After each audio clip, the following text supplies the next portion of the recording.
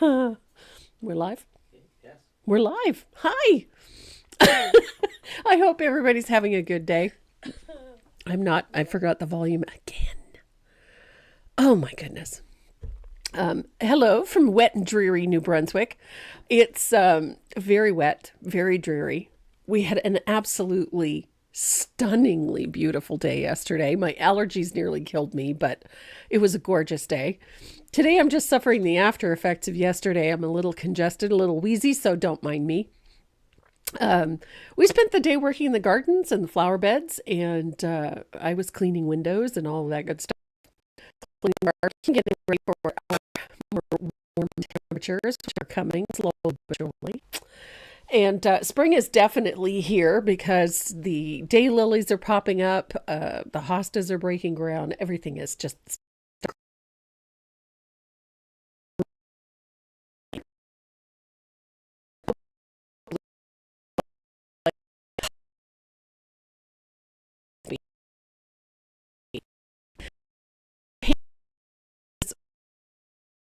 addition to the Simply series. This one is Simply Bluebells. I've never painted bluebells for you guys before, and I absolutely love this piece. I'm kind of obsessed with this whole vintage enamel cup.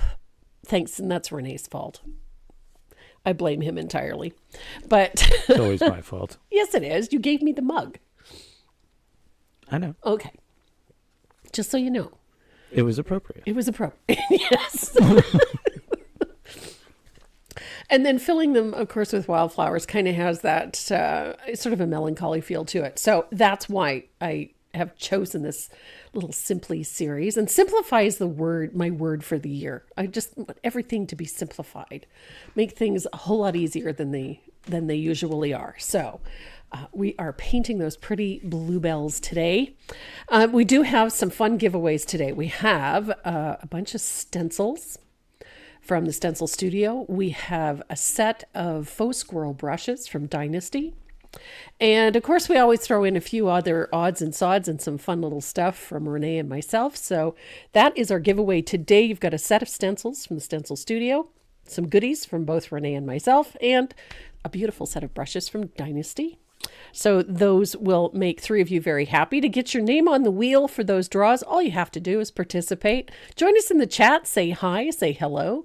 And at the end of the live, Renee will make sure that all of the names of those who have participated hit all the buttons, the big red subscribe button on my YouTube channel and the follow button on my Facebook live page.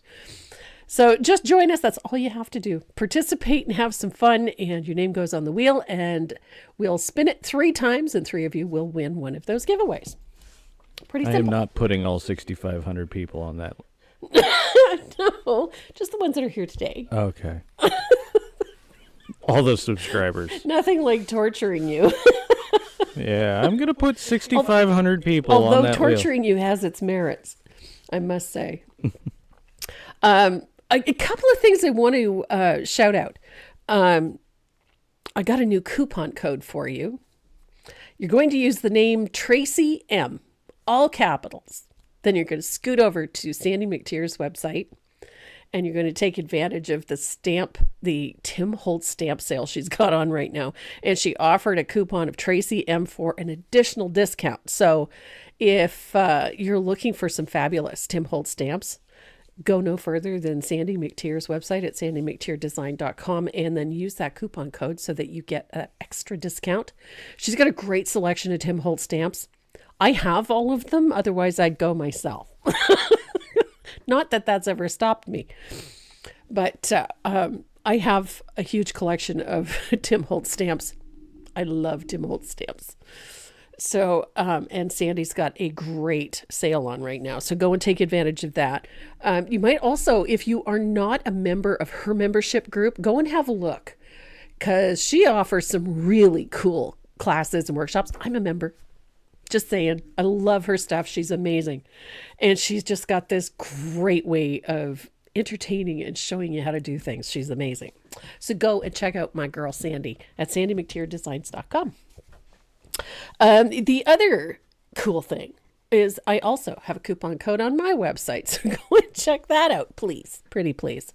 I have some new patterns up there right now for upcoming classes, right through the end of May end of April into May. We've got some fun stuff coming up.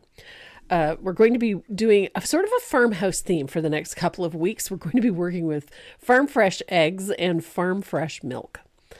And they're just a cool sign and fun for the summer, things you can hang out on the deck, or things you can hang in your kitchen, or wherever you like to hang your vintage country look. You're going to have a little bit of fun with those. So go and check out my website at tracymoreau.net. And there is a secret coupon code. You'll find it at the top of the page on the home page of the website. So go and have a look. We appreciate it. And I think I've covered everything. Oh, Dick Blick's also got some great deals on this week.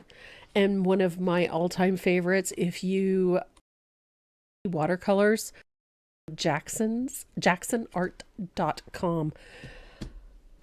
You could spend a fortune on there. I can. I've been on there twice this week. Just, ouch. Okay. So if you guys are ready to get started on our piece, simply Bluebells. So am I. Did you struggle with that one? I did. I couldn't get the air and swallow at the same time. So this is what we're going to be working on. This one is done on an 8x10 artist panel or an 8x10 sheet of multimedia board or MDF. I did not have an MDF. I had no more 8x10 art panels, so I'm working on an 8x10 postage stamp. The project actually fits perfectly on this, and it just gives it a slightly different look, but that's okay. I have no problem going from one surface to another. It's easy. Buenos Aires, Argentina. Wow. Welcome. And there's a whole bunch of Darlene Fitzgerald from Michigan. Hi, Phyllis Griffey. Good morning. And Pennsylvania. And Miss Sandy is online with us today. Hello, lovey. Oh, there's Patrick. Hi, Patrick. And Liz Monardo. And my Sue sweetheart. Potts. And Miss Sue Potts. And Sandy Scales. Hello, Miss Sandy. My favorite peoples are all here today. I have a lot of favorite peoples. So I I have a pile of stencils sitting here because, I've been playing a lot this week.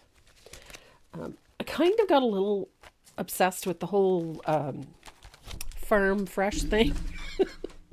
So I painted a chicken, and I painted, what else did I paint? A honey pot.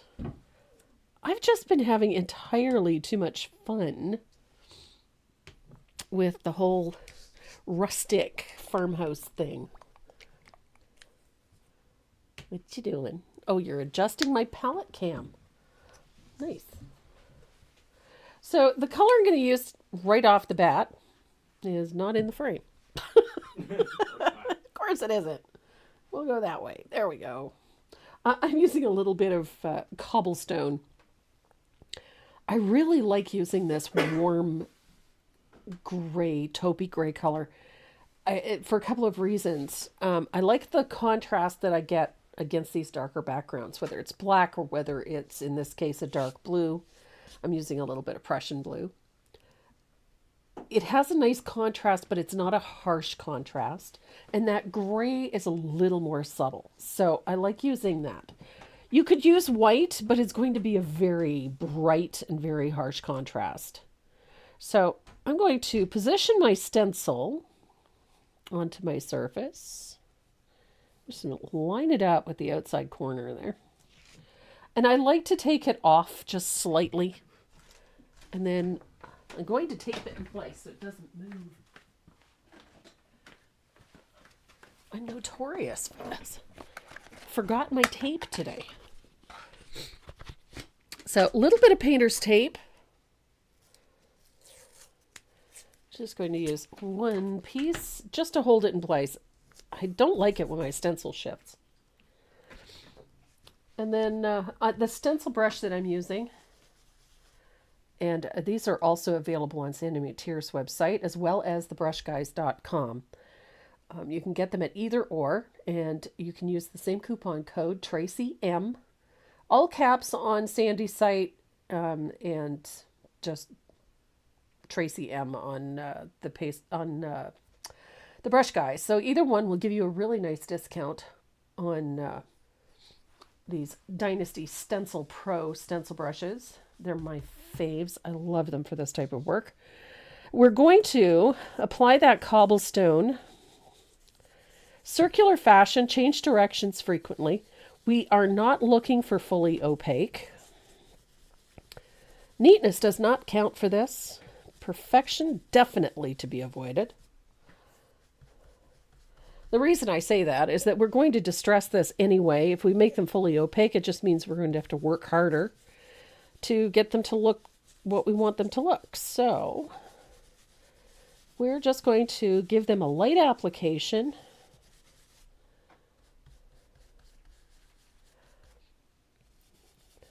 I love this. I love working with this check stencil. Been kind of obsessed with the check stencil lately. Having way too much fun with the rustic country thing. Haven't quite gotten it out of my system. Not quite. I've got a few other things sitting on my painting table that I have to get to too. I've got some more postage stamp designs coming up. So you can see. So they're not fully opaque. I rather like that. So I'm just going to line up my stencil again. Oh, goodness. Here.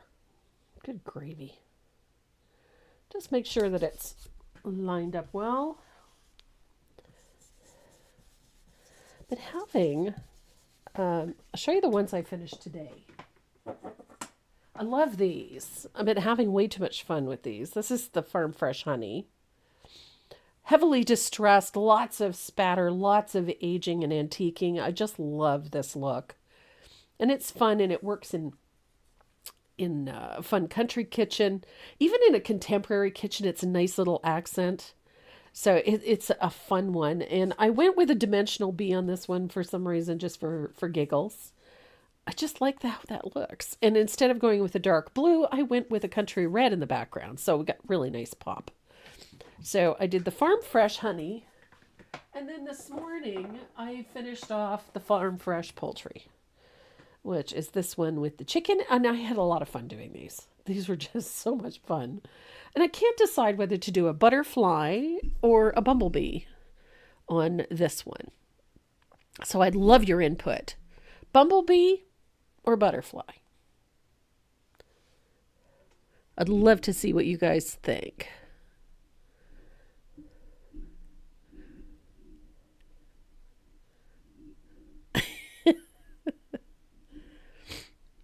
Oh my goodness, there's loads of you in here today. Oh, Heidi Allison says bee. Tara Ellis says butterfly. I like the red background. The country red, it's a little warmer, although I love the blue, but the red is really nice. So, bees, please. Bees, bees, bees. I think the bees are going to have it. Oh, Liz Minardo says butterfly. Suzanne Braun says butterfly. Awesome. Oop, butterflies. I got a funny feeling the butterflies are going to outweigh the bumblebees. Well, I wasn't sure what to do with the chicken. Whether to go with a bumblebee or a butterfly. So I let them decide. I'd say Oh, look at this. a chicken. Oh, and Charlene Stevenson's got to be the devil's advocate. She says ladybug. That's fun. Should be another chicken. Rich says KFC. Do the Colonel. I do the Colonel. The little wings. That would be hilarious. Dragonfly. That's awesome. Oh, a dragonfly. Very cool. Norma Luther is asking, have you ever tried watercolor pencils? I'm new to this, trying to do this on cardstock. Oh, I love watercolor pencils. And yes, I have worked with watercolor pencils. I love them. Um, in my membership group, we work with them quite frequently. In fact, my membership group this month, that is their prize at the end of the month, is a beautiful set of watercolor pencils. So yeah, you could absolutely do this with watercolor pencils. And there's actually a really cool way to do stenciling with watercolor pencils. That is fun. So, stenciling with watercolor pencils, you can stencil with almost anything. Watching at work today? Well, Is that boss approved? maybe she's the boss. Maybe she's the boss, yeah. Wouldn't want to get anybody into trouble. So I'm going to have to go back and see how many butterfly, how many bee, how many whatever, to see what we're going to do. Well, I don't think the colonel wears a necktie. He wears a bolo. He wears a string tie. A string tie? Yeah. Oh, okay. I thought he wore a bolo. No, he just wears it's a tiny little bow, but it's a narrow one. Ah, okay. String tie. Put it on the chicken. Put a string tie on the chicken. With the little stand-up collar, yeah. Wingtip I don't collar. think we'd get that chicken into a seersucker suit, so... Sandy McTeer had some beautiful laser cut dragonflies. They're awesome. Sharita Roberts said, just got happy mail from Tracy and Renee. My name was drawn on the 30th of March. So like, comment, share, get your name on the wheel. Thank you, Sharita. Butterflies. It's looking like butterflies. It needs a critter. Because all of the other ones have either a bumblebee or a flutterby. I think a ladybug would be. I like the idea of a ladybug because of the red. And we have ladybugs galore right now. Yeah. Cat likes them. Yeah, the cats are having way too much fun chasing them, but... And Maze is just... Maze walks around. She followed one across the living room yesterday. It was walking across the floor, and she was very calmly just fascinated by a ladybug walking across the floor. Debbie Gill says, good morning from Oregon. Good morning, Debbie Gill. And Nancy Ficardi says, yes, a ladybug. Oof. Judy Thacker. Deb Antonick needs to create a laser cut ladybug. Already in the works. Boom. Just saying. Miss Deb has been enabling to the nth degree my creative bender of late, which can make things very difficult, also makes things a little too easy. I get on the phone with her and it's like, I need too many ideas, not nearly enough time. That's part of the problem. Ta-da! Maze is beautiful.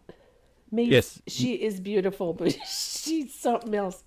She spent the better part of the day yesterday out in the garden, in the yard. She was gassed in the evening, though. Oh, yeah. She was just so done. She slept most of the evening. Majority of chickens eat seed. Yeah. Yep. But I don't know what a wild chicken would eat. I think whatever they can get their hands on. Yeah. So ants. Yeah, whatever. Grubs. Yeah, worms. Free-range chickens eat whatever's available. Whatever's on the ground. Too bad cicadas are not pretty. Cicadas, actually, some of them are. I don't like the red-eyed ones. They're creepy. The color of them, they're a bright lime. Some of them are a bright lime green. I know in the States they've got 2 varieties this year. Yeah. One is a 17-year cycle and the other one is a 14-year cycle. Anyway, both cycles are coming out this year, so there's bazillions of them.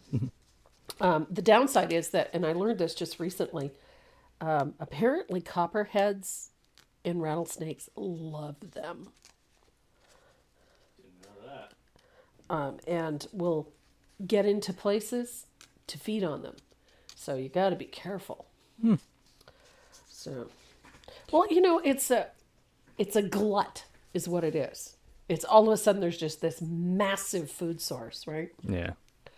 So I've got the stenciling done. We're going to distress this big time. I'm just using a sanding disc that I have. This one's not in the best shape. Now I'm going to sand in one direction only, and I want them to go vertically. And I'm not being gentle about this.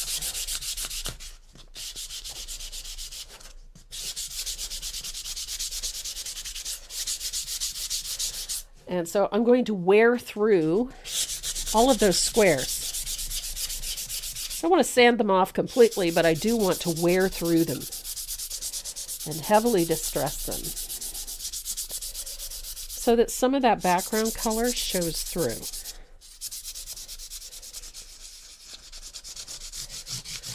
And you can distress the edges of your piece too. That's okay. Wear right through the paint. It's okay. There's a good question. What's that? Doing a work of entomology. Oh yeah. Cool. Doing a bug. I love as doing bugs. the primary focus of your... Yeah, I have a piece coming up. Oh, do you? Okay, never mind. Yeah. I was gonna. I have a lot of Somebody's fun. asking for a cicada. Yeah, I like cicadas are cool. Of course, we live in an area where we don't get them, so we don't suffer the inconveniences of them, but I think they're a very cool insect. I have a few stamps of cicadas. But yeah, I'm in. I would love that. So I'm just taking a damp piece of shop towel to wipe the dust off. And you can see that stenciling has been heavily worn, heavily distressed. I love it. And then I'm going to use that same piece of shop towel. We're going to antique this. I'm going to make a high-tech applicator. Now, I'm using a little bit of asphaltum. Probably my second favorite color. Oh, you know what I got this week? I was such a happy girl. I got a small batch of Bahama Blue. 6 bottles of Bahama Blue. Because I was out. How do I run out of Bahama Blue? Patrick's asking, Tracy, I bought some rectangular nail files to sand my pieces. Awesome. How would you proceed to sand this piece? Long side or narrow side? Well, it depends on how you want it to look. I always sand vertically when I'm doing this type of thing. That way, any vertical lines or any marks that are cut into it lead the eye to the main element. Because those deep scratches or marks and whatnot, even though they're subtle, they're still there. So I prefer to do things vertically. That's just my personal preference. But honestly, I don't think that it matters a great deal. Whatever is easiest for you, I think. So I'm using a high-tech applicator, a little bit of Joe Sonia's, pardon me. And I'm going to age the edges with a little bit of asphaltum. Hi, Karen. Hello, Karen. Just like so. It's just when you're sanding something, sand it all in the same direction. Don't change directions because then you'll end up with swirl marks and cut marks in your finish, and it just becomes an issue. Whereas if you go in one direction and you happen to cut too deep or you scratch the surface, it becomes part of the finished piece. So I've got nice little border of asphaltum all the way around the outside edge. And I'm going to dry this. And then I'm going to do this again because I like it a little darker.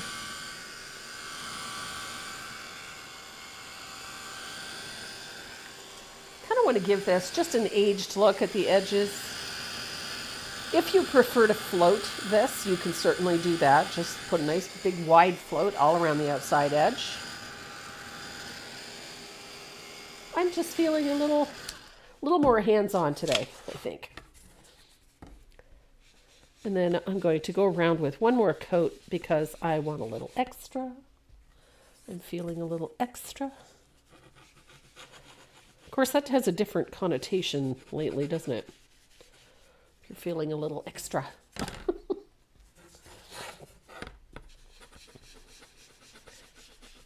love this aged. I'm all about the farmhouse lately. Don't know why. Anything country, I think. I just love that vintage, rustic country look. It appeals. Sorry. There we go. All right, so I got a second layer on there. I'm going to let this dry, and then I'm going to put a wash of thinned asphaltum over the whole surface. I just wanted the outside edge to retain the darker values, and then this portion in the center a little lighter. So when I go to put a wash of that asphaltum over top, this is going to be the lightest portion of it. Are you going to have more 6x6 and 8x8 postage stamps soon? Yes, they should be here this week. Cool. Can you use a sponge dauber instead? I tend to leave crumbs when I use shop towels. Oh yeah, they pearl up bead. Oh, they pill? Yeah, they pill a little bit. Mm. You can use a sponge. You're just going to have to be a little more careful with it, that's all. But yeah, sponge will work. I've always found this just the easiest way. So I'm going to grab my favorite fugly brush. And Debbie Gill's wondering, what is the mix you're using? This stuff. This is Joe Sonia's Fast Dry Glaze. Oh, you gotta tell them that it's super secret. Super secret. Nobody needs to know. No, it's Fast Dry Glaze. It's super top secret. No gatekeeping here. This is what I use. This is Joe Sonia's Fast Dry Glaze Medium. What I love about this is that I can use this for so many different things. I can use it for traditional glazing. I can use it for faux finishing. I can use it to thin my paint for line work. I can use it to create a nice level base coat for my backgrounds. This is just my does everything but wash the family dog medium. And I have used it or something similar to it for years. And this stuff is fantastic. And I just take a little jar that I've had kicking around in the kitchen, and I fill that up about once every week, and that's what I dress my brush in. So instead of using water for floating or using it for thinning my paint, this is what I use. So my asphaltum is now thinned, and I'm just going to brush a coat of thinned asphaltum over top of everything. And you notice that I am brushing it on in the same direction that I sand it, so vertically. Just like that. So I've got my coat on. And I'm going to dry this, and then we are ready to trace and transfer our line drawing to our surface. And I like doing this way, is then I don't end up with what looks like a bar around the outside. And then the tone all falls in evenly. And we have this nice, distressed looking and aged piece. And it's all ready to paint. I love backgrounds. To me, having a great background just ties your initial design to it, carries the theme, carries the whole design idea much better than just a flat single color or a soft blended background. And I love the aged look. And I'm going to show you something else today that I think is just the coolest thing since cookies. A while back, I got some samples of one of Deckwart's new products called Wax Effects. And I've been playing. You've probably seen Judy Westergaard playing with this too. This is Deckwart's Wax Effects. This one is Aged Beeswax is the name of the color. And they also have one in a neutral, which means it has no color. And then there is another one that is clear. Now, they also come in a variety of colors. This is an acrylic product meant to mimic the look of encaustic or traditional encaustic paint. And it does it beautifully. My girl Sandy was heavily involved in the development of this product. So if you want to give my girl a shout out, she's going to be very appreciative. But she had a lot to do with this, the development of this product, and it is absolutely phenomenal.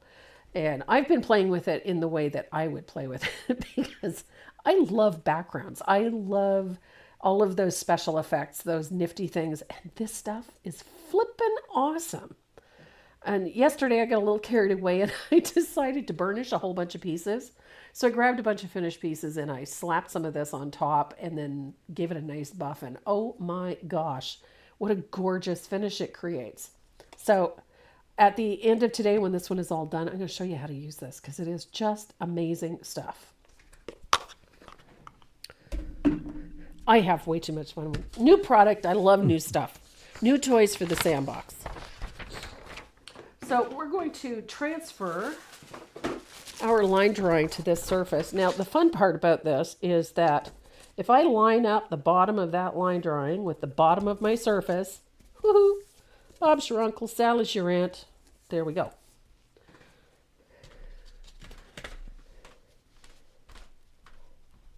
Oh, goodness. Tape. I'm going to tape my line drawing down because I don't want it to shift. I did not line up this side. Hello. So line up the right side and the bottom with the right side and bottom. Not only is it straight and level. Do you varnish over it? You can. It's an acrylic product, so yes, you can varnish over it, but you don't need to. It seals your surface. It's a very cool product when you start playing with it. It's very, very neat. And you can actually buff it. So you put a nice soft sheen on things. It's a really neat. It comes in a variety of colors. And because it's an acrylic base, it has an acrylic resin base, it can be used with any of your acrylics.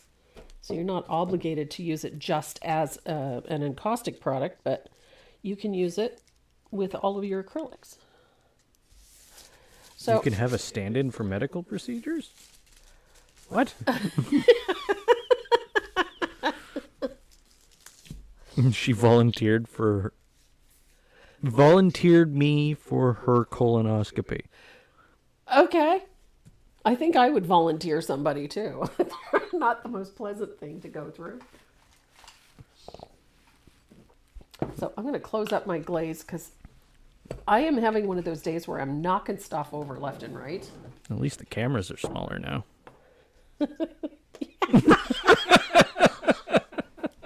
Oh my gosh. It took me 2 seconds to like, which cameras is he referring to?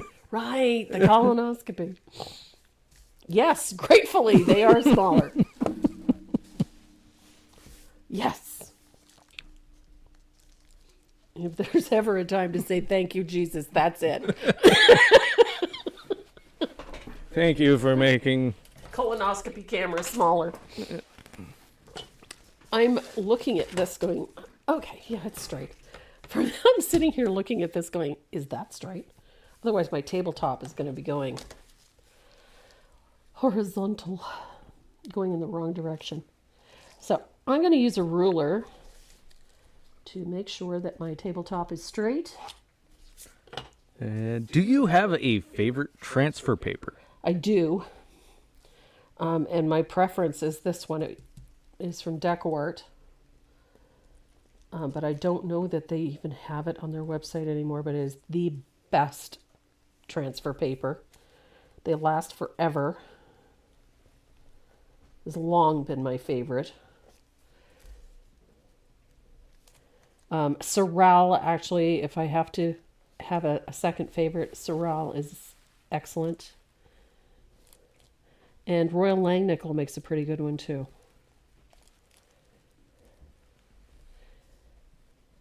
When it comes to transfer paper, what it comes down to is you're better off buying the one that has the best quality. I have bought the inexpensive stuff, you go to Michael's and you have the no-name brand, I'll call it. I find it has a high quantity of wax and then it scares the paint away. It doesn't want to stick because it has wax in it and I don't like that. So now I'm using a red gel pen with an ultra fine point, and it works best for this type because I can see where I've been, and there's so much going on in this one that you want to know when you have finished everything.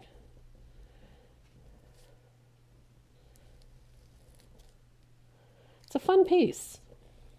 I don't know why I put that there, but I did. Now, I'm going to be using a color that I do not use very often. It was a new color from Decort a couple of years ago. I think it was either last year or the year before, called Perfect Perry. It's a periwinkle color, or cornflower. You could call it a cornflower color. It's one of those odd blues that's not quite purple, not quite blue. It's just a really unique color. And I haven't used it for a couple of reasons. And one is that it's a very difficult color to shade, to find a color to shade it with, which drove me bananas because I loved the color. I loved the tone of it, but nothing. Purple was too strong and none of the blues worked. And then this year, Decort puts out these new colors. And lo and behold, the perfect shading color for Perfect Perry is in the new colors. And it is spot on perfect. So that's what we're going to be using. It's a great shading color for those periwinkle blues, those funky purpley blues. It just does a lovely job of it. So that is what we're going to be using. It's called Twilight. It's a unique color. Highly transparent, has this beautiful purpley undertone, and it looks like that gorgeous deep blue. And it's just so pretty with Perfect Perry. What are you chuckling about? Just this headline. Oh, do I want to know? Arkansas men arrested after taking turns shooting each other while wearing a bulletproof vest after drinking. Okay. And the very, very first comment is, God forbid men have hobbies. Gotta take up painting.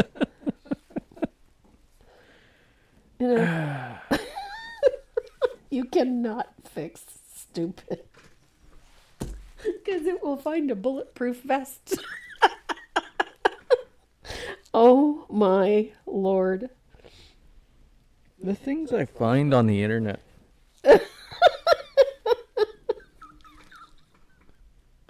Oh, good God. Well, you know what? What was it my father said one time that, you can't fix stupid, but you can muffle the sound with duct tape. What was it? They say silence is golden, but duct tape is silver? Yep. One of the world's greatest inventions. You can use it for so many things. Whether it be nefarious or not. Nefarious or otherwise. Sometimes it's just convenient. As in this case, it would have been convenient.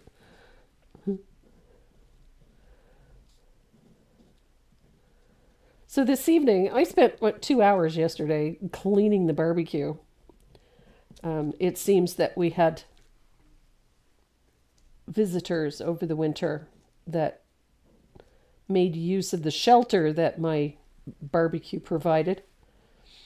And I had to clean 30 pounds of bird seeds and sunflower seeds out of my barbecue. My husband feeds the birds and the squirrels all winter long. Well, apparently, I don't think it was a squirrel in there. I think it might have been a chipmunk or something. I don't know, but the little bugger made himself at home and filled up my barbecue with all these nuts, peanuts, and sunflower seeds and all that good stuff. Renee, that's one of those why women live longer. Yes. Yep. Yes, it is. The other thing is that women have no need to test that theory. Is it bulletproof? I don't know. Is it? Well, granted, you shouldn't take the label's word for it. No. Well, you know what? The way However, you shouldn't wear it. Yeah. If you have concerns whether it's bulletproof or not, Yeah. It Or, would be sorry. wise to put it somewhere else. bullet resistant. Bullet resistant, yes, not bulletproof. Yeah. Well, we already know that guns are not stupid proof or crazy proof. But yeah, this is why women live longer. Yep. That is a fact. Also, because the kitchen is where the knives are kept. Just saying. Also true. Also true.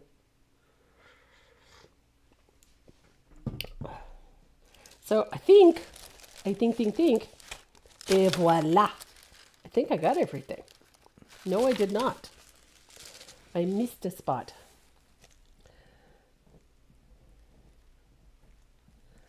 Testing a bulletproof vest.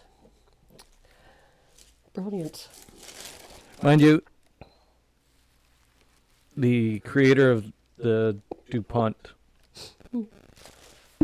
yes, paint company invented bulletproof vests. Yep. Yep.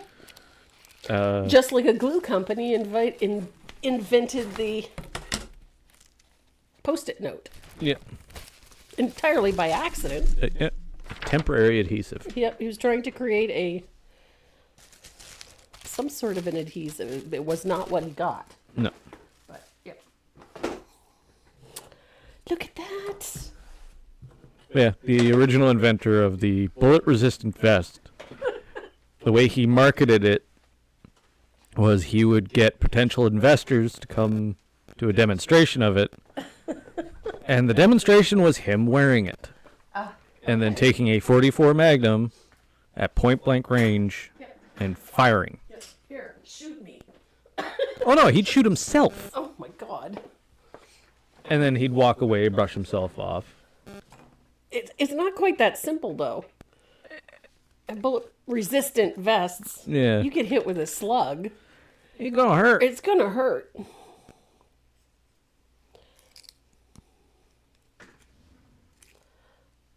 Crazy. And the funny thing is, he started off as a pizza delivery guy in the 70s. Yeah, well, you gotta start somewhere.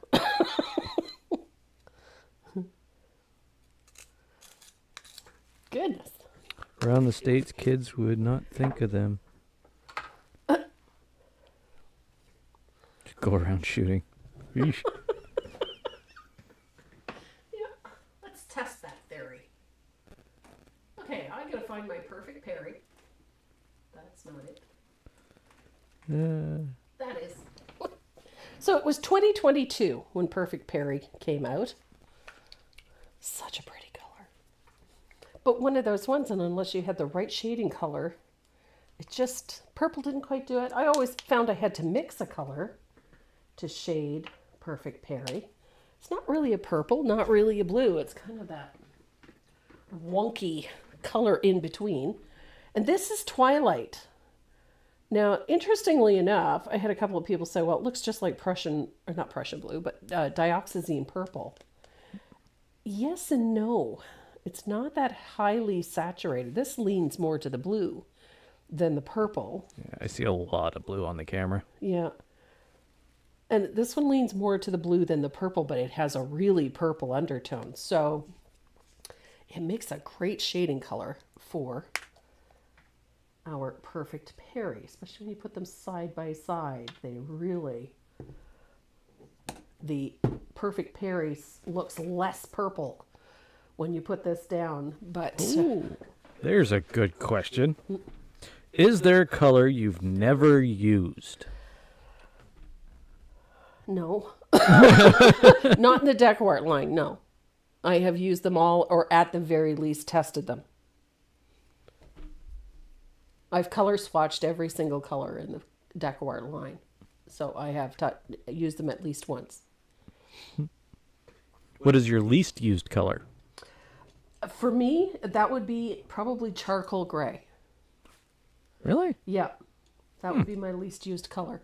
It's one of those, whenever I've needed a gray in that tone, I always took either a little bit of asphaltum and lamp black, mix them together, or I would make some out of a soft black because it's a warm gray. Ah.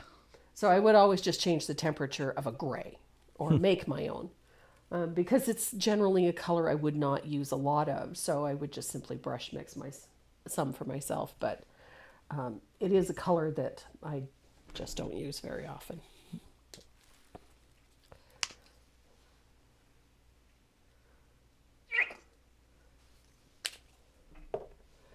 And I have used all of them. It was interesting. I was at a meeting the other night. We were talking about the Americana line, and one of the questions they had asked each of us was how long we had been using Americana paint and how long we had all been a part of the Deckwart's Helping Artists program.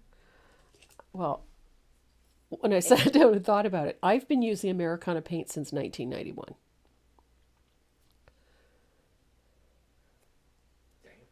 And the company was only six years old at that point. So I've been using Americana paint since 1991, and I became a Deckwart Helping Artist in 1998. So I've kind of been around the block a little bit. What about zinc? I love zinc. It's a great gray. It's a color that actually works very nicely. It's a neutral gray. And so if you're doing anything with skies, if you're doing anything with a metal, if you want to create the look of a metal, like an old tin cup or something like that, zinc is a great color. You shouldn't use zinc in a cup. No, I know that. We're talking about the color, you knucklehead. I know, but those zinc cups aren't... Yeah, they're not they're food grade. They're not really meant for drinking out of. No. Or at least you shouldn't. No. So I'm going to put a coat of warm white on my cup. And you might notice that I am pulling that base coat down as much as I can. I'm going to keep those lines, any lines that I have, I like to keep them. Ultramarine blue. Ultramarine, one of my favorite blues. Would it be a close match to Twilight? No. No? Ultramarine is, it's a very intense blue. You would probably get there if you added a little diox to it. Because there is a lot of purple in this color, in this Twilight. Vera says, got here a little late, but just in time for the fun stuff.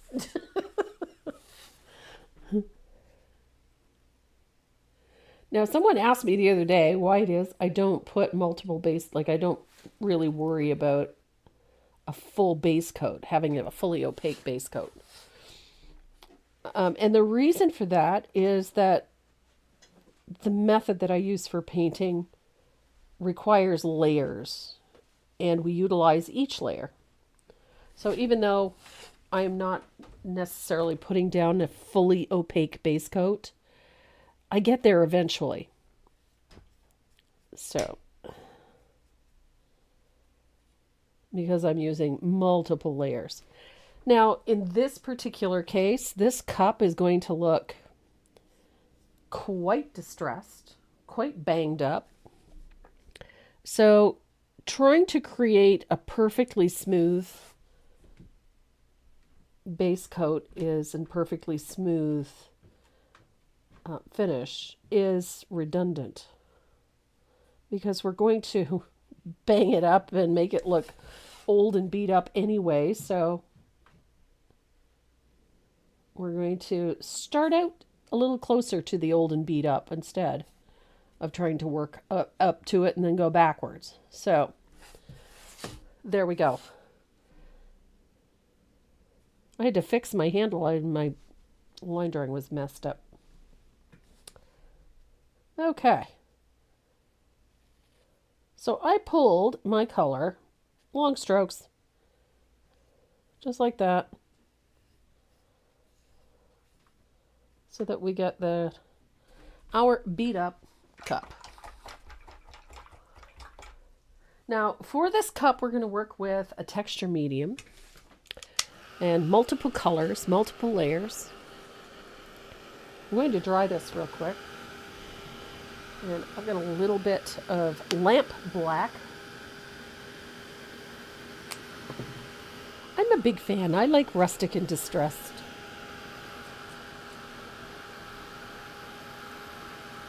And this one is going to look a little rustic and distressed right up until we're finished with it. Then it's going to look really rustic and distressed. So I'm going to paint the rim of our cup with a little bit of lamp black.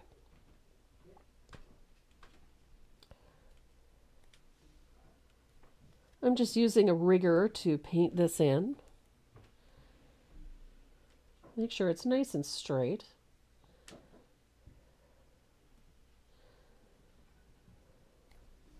I love 1930s, 1920s enamelware. The older it is, the better. I love that it develops these nifty little chips and quirks in it.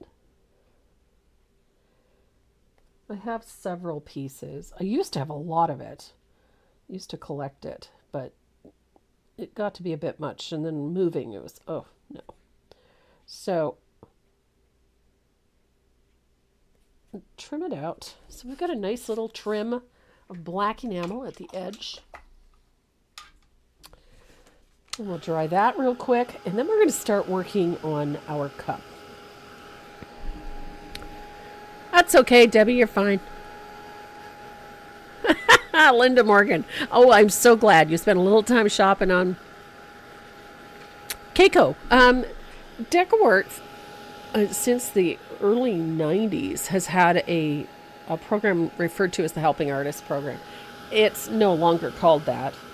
But essentially, if you were a teacher, if you were writing for magazines, if you were doing these things, they had a program in place to assist you. And essentially, if you were teaching classes, they would be very generously provide you with the paint to teach your classes, etc. And I became part of that program because I was doing product demonstrations at the time. I was also teaching classes and whatnot, but mainly I was doing a lot of product demonstrations for distributors and things like that.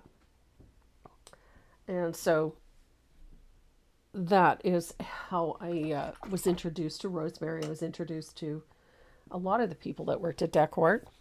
Over the years, I went from demonstrating at distributors trade shows to demonstrating for Decawart at things like HIA. At the time, it was the Hobby Industry Association, and then it became CIA, which is the Craft Industry Association, and then it sort of morphed into Creativation and AFCI, which is the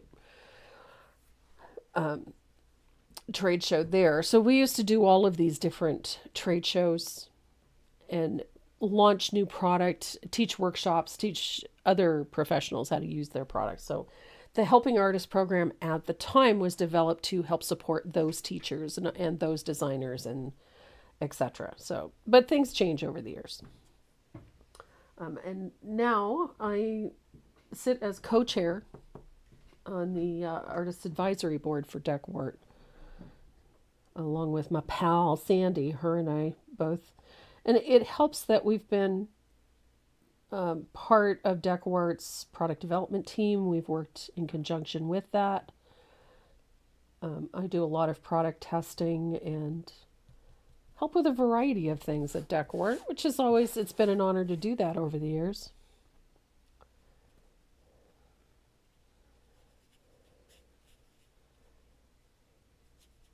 So I'm just putting a wash of heavily thinned warm white in behind our cup here and right above the tabletop.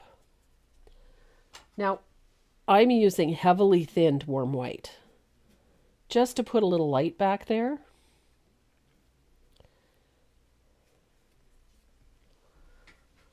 I'm going to dry this. It just helps designate where the tabletop is and puts a little bit of light, gives us an idea that there's a light impact back there. So it's a very light wash. Doesn't have to be neat, doesn't have to be tidy. But it just provides us with a little bit of light in behind. I'm also going to use a little bit of green in here. I'm going to show you a trick. Whenever you're doing a floral, especially something that's fairly loose like this one, all too often you'll see designs where you can see the background very clearly through it, and it looks very spindly. It makes the design look very spindly and a little too open. And we want this to sort of have that full feeling, like there's a lot of stuff in there, that it's full. It doesn't have that big open space and a lot of empty areas. And so there's a trick to fill that in without actually filling it in. And I'm going to grab a little bit of plantation pine, and we're going to thin that out much the same way we did that warm white. So you don't need a lot of it. And then you're going to take a filbert or any small brush. You're going to take that, thin it out. Apparently it's snowing somewhere in Ontario. Oh, congratulations. A spring storm. You can have it. You can have it. It's all yours. Yep. So you're just going to go in here, in behind that area, just in the center of this piece. Just like that. You're just going to put a wash of that green in and bring it right to the edge of the cup. Just like that. So we have this little wash in there of green. And that's just going to give us a little depth in there, so that when we go in and we put all those leaves in and we fill in those flowers, we're not going to have these bright squares showing through. And it gives you the illusion that there's more greenery in there. So that little bit of green back there actually gives us a little more body to the piece.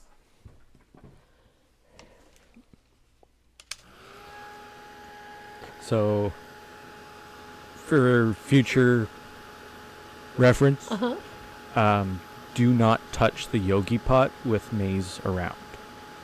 Okay. Because otherwise you have to fill it up. Then you have to, okay. Good to know. Because I made that mistake, and now Dad's filling up the yogi pot. Okay. You can't just pick it up. No. Because if she sees you, then that means you're filling it. And then if you don't fill it, then She gets cranky. She gets very cranky. Maze is a little bit of a diva. Just saying. A little bit.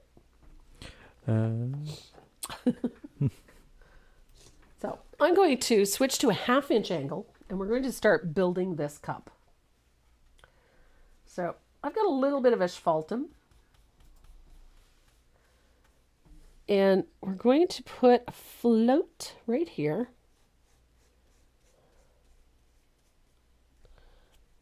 There we are.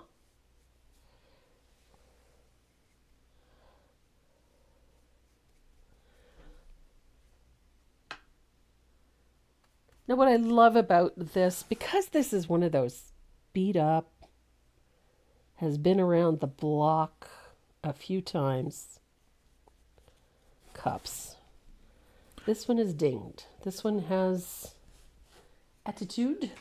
Oh, I'm guessing you answered that question from Kiko? Yes, about the Helping Artist program? Yeah. Yep. Okay.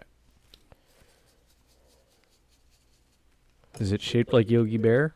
No. I have no idea why they call it a Yogi Pup. I think it's the company that makes it. So. Okay, yeah. It's a nifty little rig. It's a cup that's say this big. It's textured on the inside, made out of whatever that stuff is, a food safe Silicone. Yeah. It's got a textured on the inside. It's got a spike in the middle. Again, all soft, perfectly chewable. And you fill it, put treats in the bottom of it, fill it up with a little bit of wet dog food, tuck in more little treats. And then it's deep, so they have to really work to get at the treat that's inside. It just keeps their brain and them occupied for a period of time. Short Period of time, in Mace's case. But it's good engagement. It keeps their brain going. It keeps their brain going. She loves doing puzzles, too. Yes. Speaking of which... El Destructo. El Destructo. Oh my gosh. Debbie Daniker. Really appreciate the gifts. Oh, they lasted like 30 seconds. I was at work when they arrived. The longest surviving toy was the duck. That's saying something. That's saying something. Oh my gosh. The puzzle ball, or the amaze ball. Yeah. It did not last. Oh my gosh. I've never, she is unbelievable. She just destructive. Oh. Yeah. I can't imagine if she didn't have toys to play with. And I'm surprised there's furniture in the house. She's been very good about that, I have to admit. She has a tire. She picked up the tire this morning and hit me with it. It's like, play with me. I can't imagine if she were a bigger dog. It would be like having a horse in the house. She is a going concern. Are nylobones safe for dogs? Yes. Nylobones are made out of food grade nylon. Self. Nylobones are safe for dogs. With any toy, supervision. If it's too small, throw it out. Yep. Linda Stevens Johnson's got a question for you. Oh, yeah, there it is. Yep. I need some puppy advice. 5 months old. Okay. He's good with puppies. If the front door is open, she runs out and will not come back. She runs across the street to the neighbor's yard and will not come to you when called. She's 5 months. Nope. Any advice on how to break her of this? Anytime you open the door, make sure she's on a leash. Yep. Teach her that door does not open until she sits, and she is not allowed to leave the house until you leave the house. Maze, it's interesting because Maze would make a dash for the outdoors. And then we started keeping her on a leash in the house. Yep. And then if you went to the door, you would hold the leash.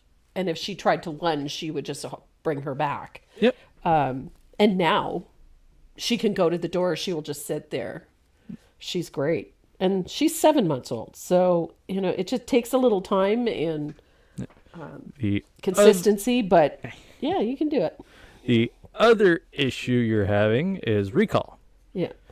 And that comes with teaching whatever recall, whether it's here, come, their name. Yeah. Just saying their name could be a recall. The way you can train that is give them a good reason to come back to you. Yeah. If you say come and they come, big reward. Yeah. Lots and lots of treats. Low-calorie treats, preferably. Yep. Something of high value. Yep. Use a toy if they're very toy-driven. Yep. But recall is a separate thing. Yep. Lunging out the door and booking it, well, that's something over there has got her attention more than you. Yep. So work the door first, then you can work on recall. But keeping a leash on the dog, even when they're in the house, is a good start. Certainly worked with Maze.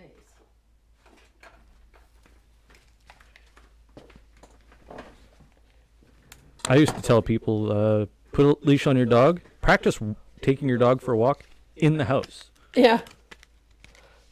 Well, we did Because that outside, there's a ton of distractions. Yeah. Cars, other dogs, people, kids, Yeah. smells. Smells. Yeah, but you practice walking your dog inside, and then you add distractions in later. Yeah. So I've got a nice little float of asphaltum all the way around the outside. I left the center portion of this mug open for a couple of reasons. We're going to have a highlight over here on this mug, or here. I haven't decided yet. And then we're going to put a little texture on here. But one of the first things we're going to do is put the stamping on, because this is going to be part of it. Now I'm using, this one is a Stays On stamp pad. This one is Timber Brown. This one has become my favorite color. I bet you can't guess why. Looks like asphaltum. So we're going to use a letter. I've got a nifty little 1.5 inch stamp, letter stamp. We're going to use the word Simplify. You can use whatever you want. I'm using Simplify. And of course I'm using a cancellation stamp because it's me. I'm using a cancellation stamp. So I'm going to show you another little trick. I love this little trick. My friend Deb showed me this. Because it's just spiffy. So I've got my cup. And instead of having my stamp just inside the edges, I want this to look like it's part of the cup. So I'm going to put a piece of paper along the straight edge of my cup. And I'm going to stamp like this. Except I don't have enough ink. Like rocket scientist. And then, ta-da! I just think that was such a clever way to do this. Somebody's got 4-week-old Great Dane puppies. Oh my good Lord. Oh, that would be fun. That's like miniature ponies. Miniature ponies. So I'm going to use stamp the word Simplify on my cup. And I do really love this stamp set is actually one I got at Michael's. It is a Recollections set. It's like $20. It's 30 pieces. The letters are 1/2 inch height, which is just ideal for this type of thing. And here's hoping I can spell Simplify right. All bets are off today because I'm just, I'm not playing with a full deck today. What I love is that these do not have to be perfectly straight. And if they happen to be straight when I'm done with them, then, that's more good luck than good management, I'll be honest.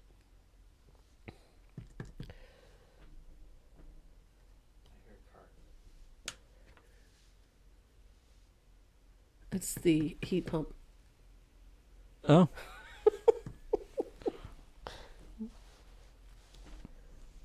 And then the Y. I like getting these on before we do everything else because then it just sort of becomes part of the end result. Excellent. German Shepherds are hard to handle too and destroy everything. Well, I think German Shepherds, especially puppies, are easy to handle. However, there's a big butt in there. the difference between working with German Shepherds and owning one are two different things. Yes. Yes, well put. So I'm going to deepen the shading at the top here with another float of asphaltum. I prefer to work in layers. It just gives you a lot more control. Oh. Great Danes are the state dog for Ohio. Really? I did not know I that. didn't know that either. Pretty nifty, though.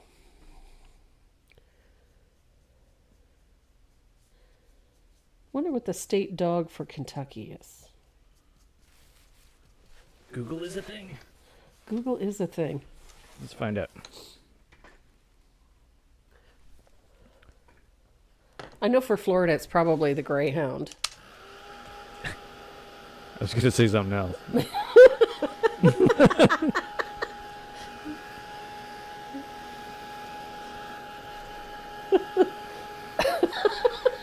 I'm afraid to ask what you were going to say. Well, there's very few dogs that are official breeds of states. That's true, I suppose.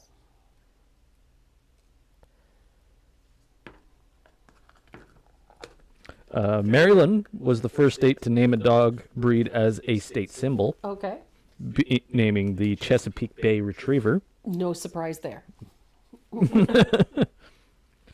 That was in 1964. Pennsylvania named the Great Dane as the official breed.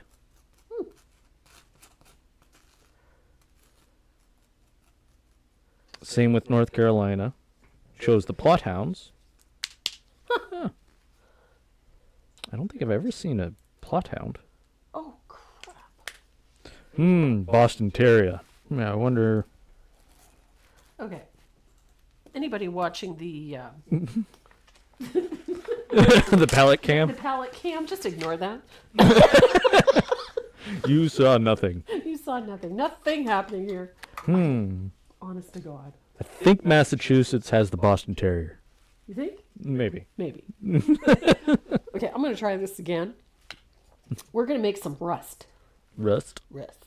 You using that sand texture? I am using the texture sand. Yeah. This time around, I'm going to put the right color in it. So I've got a little bit of asphaltum, and I'm mixing it 1-to-1 with some texture sand. I want to make a gritty paint. Let's call it that. So I'm going to mix texture sand with my asphaltum. For those of you that weren't watching the palette cam, I accidentally put black green into it. That was not the color I wanted. So there we go. I've got a little bit of asphaltum mixed in with my texture sand. And I'm going to grab a little deer foot. I've got a 1/4-inch deer foot. Mine is part of the Dynasty 300 series, which is they have this teal handle. Love these. And we're going to use a little bit of that texture sand, and we're going to create some rust patches on our cup. Could you use texture medium? You can. I just like the texture of the texture sand. It is available at Michael's. You can get it in a bottle. The one I'm using is the media line, but Americana has one. It is available at Michael's. You'll find it there. So I'm just stippling a little bit of that mixture onto our surface here. So, Linda Sprouse, Hi, Linda. we're going to keep you in our brains. Oh, Yeah. She's watching from the hospital on her phone. oh my goodness. Her husband fell about 4 weeks ago and broke his neck. Oh my gosh. Yeah. Had a lot of complications, but praying for a better day ahead. Well, our thoughts and prayers go out to both of you. Yeah, no kidding. That's Good heavens. scary. Hopefully he is having a better day and a better week and gets home soon. Good heavens. Forget how good you have it. The Cairn Terrier for Kansas State? Cairn Terrier. Pretty dog. Pretty dog. I like the one for Louisiana. What's that? The Catahoula Leopard Dog. Okay. Don't think I know that one.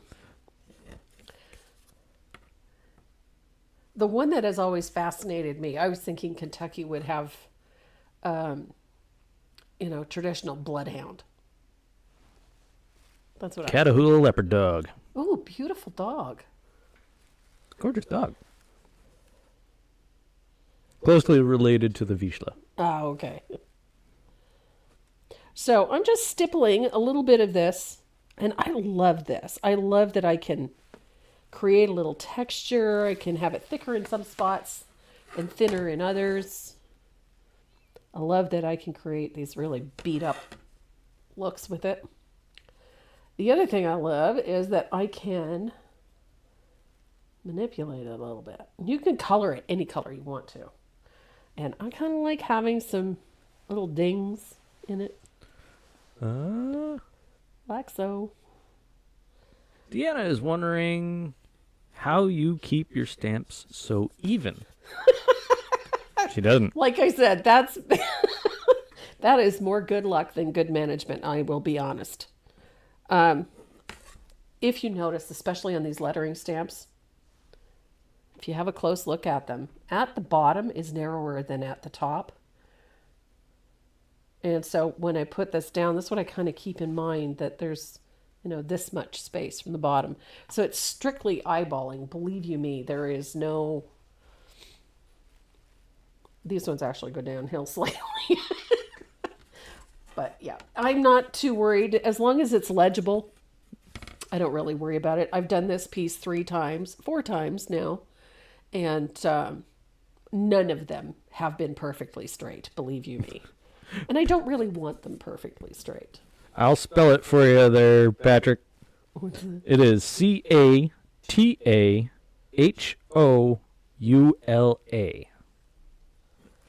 The Catahoula Leopard Dog. Okay. So, I've got a little bit of that texture on the handle. Devil's advocate. Got to have a little bit here and there. The idea is just to simply make this look a little less than perfect. And I love the idea that this is less than perfect. There we go. So I'm going to dry this. You can force dry this, so don't be afraid to tackle that. It will take a little longer than acrylic paint to dry, but you can force it. And look at that, our cup is coming along.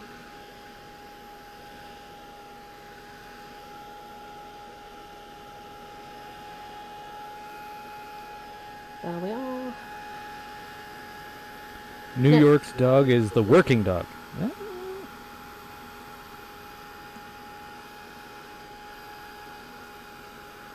I saw something about New York. I think it's the Chinook.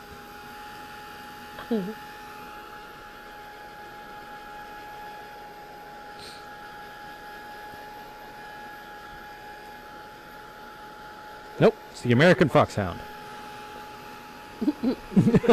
American Foxhound. Nice, also a nice looking dog. Very nice looking dog. But neurotic. That's a foxhound for you.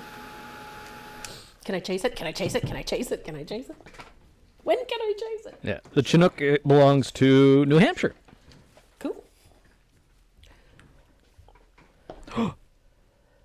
The Alaskan Malamute. State dog of Pennsylvania? Florida. Florida. Of course. What was I thinking? Texas. Texas? No, it's Alaska. Okay. I was going to say, seriously? The Alaskan Malamute is the Kind of gives it away. Yeah.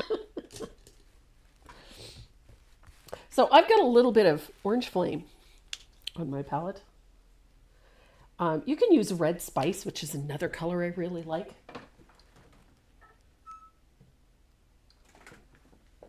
That's Georgia clay. Highly underrated color. Georgia clay. Great color. That's warm sunset. Where's my red spice? There's my red spice. Love this color. Red spice. This was a new color in 22. I'm going to put a little of that down because I just love it. And I'm going to grab a round brush. I know I have one here somewhere. There it is. And Andrea, our older dog has become such a good big sister.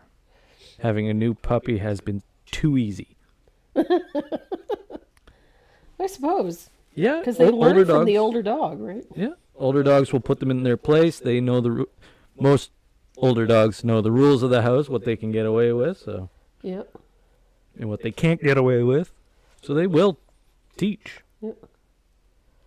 So I've got a little bit of red spice. I've thinned it out with a little bit of water, and I'm just putting a wash of that over top of that texture. Doesn't have to be perfect. Just a loose wash. And I'm thinning it out. Like, I really am thinning it out quite a lot. So wherever I have that texture, I'm putting a little bit of that.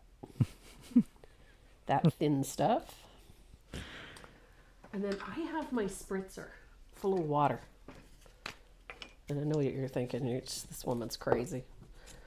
So I'm going to pick this up and I'm going to spritz my cup. And a couple of things are going to happen. Some of that color that you put on there is going to run down. And I love this. I love this look. It's just, I like when you can get really what looks constructed, but in actual fact just happens. So we went in with the intent of adding some rust colors, some rust tones. And then when I spritzed it, I add some water to it. Well, look what happens. Those colors start running down and they follow their own direction. They're going to go where they want to go. And that works in our favor. Yeah. More realism than trying to paint in. It's hard to make something look accidental or that it happened over time. So we're just going to speed up time a little and make this work in our favor. There's no state dog for California.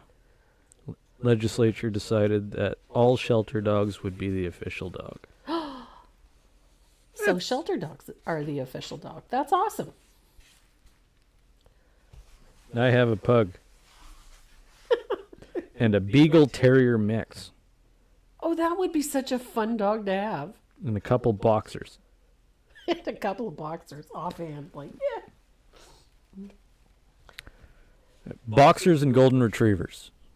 The two dogs that are just happy to be here. Yeah. A couple of our neighbors here have... I love their nicknames. Oh, what are they? Oh, the two golden retrievers. Okay. I've nicknamed them Dumb and Dumber. Oh, yes. We have our neighbors. One is an RCMP officer. The other one is retired military. They both have golden retrievers. They live like a door down from each other. And their dogs run back and forth to visit each other without supervision and unbeknownst to their owners. They're quite the pair. But yes, that's the best way. They are aptly named Dumb and Dumber. They're very cute. Even their owners call them that. So. Have they? Yes. Okay. I don't feel so bad. No. Steve's dog. He's so sweet. Archie. Archie is just so sweet, but he is thick as a brick. Not the sharpest knife in the And drawer. Benny And is. Benny. Oh, he's going under the knife soon. Oh, is he? Yeah, May 10th. Oh, goody. That might help. A little bit. Might help, yeah. Might help. Yeah. So this is how I get that sort of rusted. You know how rust runs down a surface when it's been outside for a while. And I love how this looks. And it doesn't make the surface look too terribly dark, which is another thing that I really like. I didn't want this to look dark, dark, dark. But I did. There we go. Look how fun that is. And it's easy to control. If you get too much, you can just simply blot it with, blot it with a little piece of paper towel to soak up any excess if you find that it gets to be too much. But I just love that this kind of accidentally, kind of on purpose look. And then you just take a little shop towel and wipe off any excess at the base. When it gets to where you're happy, just stop, lay it down, and then dry it. Look how fun that is. Now we have one more step to do for this. And that is to spatter it, because, it's got to have some spatter. Our neighbor has a golden retriever named The Dude. The Dude. The Dude. And a smaller terrier named Cujo. Cujo. I've seen a Chihuahua named Cujo, and it was appropriate. I have to watch the replay. I'm puppy sitting our grandparents' lab. My little Shih Tzu is not happy, and I'm wearing my coffee. Oh, no. What was I thinking? Grandpuppy, not grandparents. Oh, okay. Grandpuppy. Loving the cup. It's definitely looking old and rusty. Well, and that's what I wanted. It's got to look a little bit distressed. So I'm going to take a little... Oh my gosh, I can't seem to keep my hands on a brush today. It's usually a sign. I found glitter on the floor. No. I just leaned down to get my brush, happened to notice there's glitter on the floor. Who knew? I'm going to use a little bit of thinned lamp black. Just a little.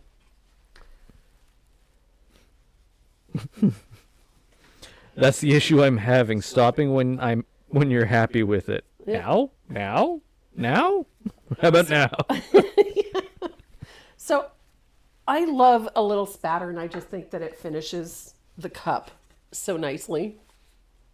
And I agree with you. It's like, when is it time to stop? Now, I say stop when you like it, but I'm one of those people that I like it, but I got to tweak. Have to tweak.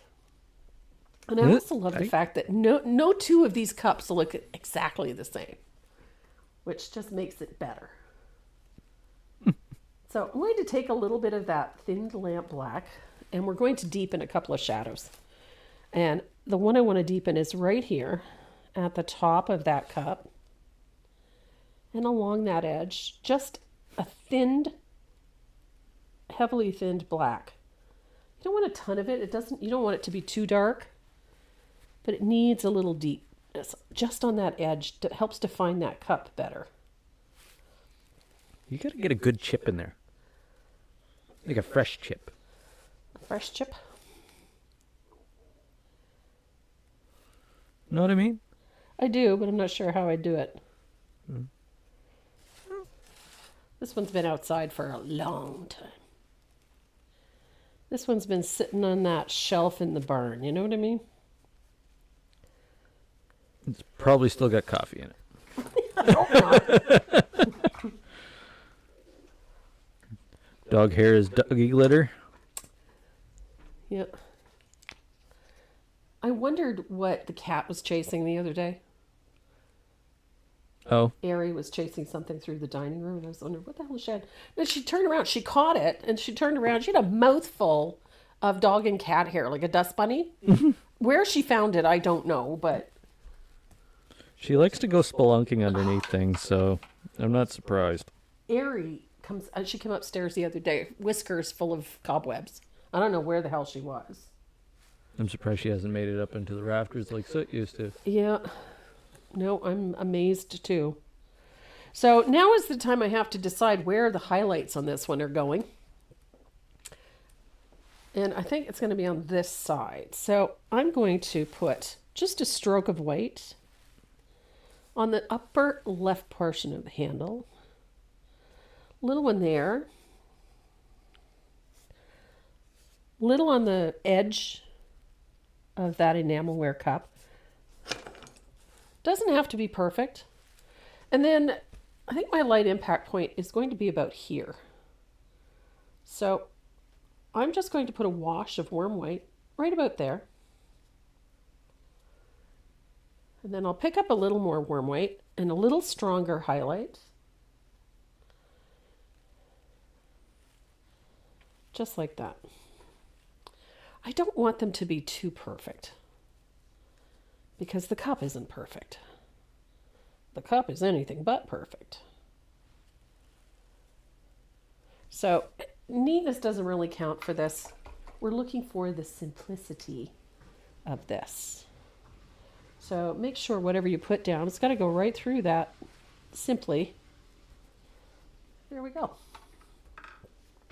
I like the sort of haphazard highlights on the top of the rim of the cup.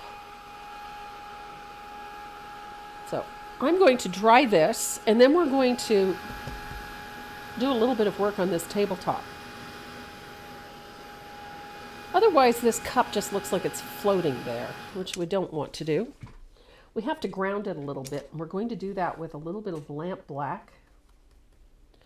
And because our highlight's on this side, the shadows are going to fall on this side. So we're going to put a nice little float of lamp black underneath and to the right of our cup. And that float is going to come out. We're going to form a bit of an oval, like so, as if the sun is casting a little shadow on that side. I changed the color of my clothing based on the color of my dog. Wise choice. I'm going to have to own everything beige from now on. I had a black cat, so I have black clothes. Now I have black clothes and a beige dog. Sorry. Sorry. Well, you had a black cat and a black dog and technically two darker Yeah. cats. So I could get away with black clothing and it was easy. Well, then you got Ari. Ari's mostly gray, so she's sort of neutral. Maze is not neutral. Yeah, at least she doesn't shed. Not as much.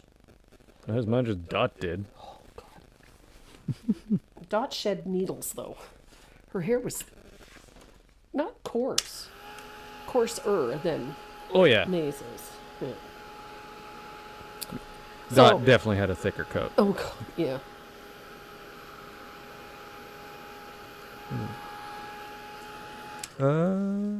Help, please? Help, please? In order to get more opacity, should I gesso under my Snow White or just keep layering?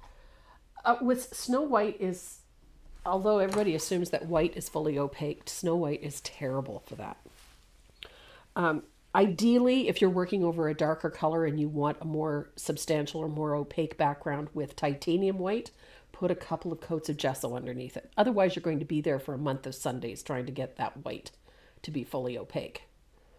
So, yep, a couple of coats of gesso underneath it. You can't go wrong.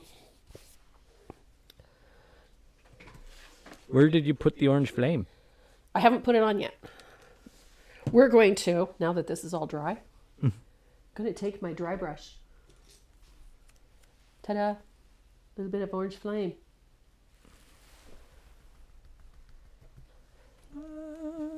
Oh, yeah.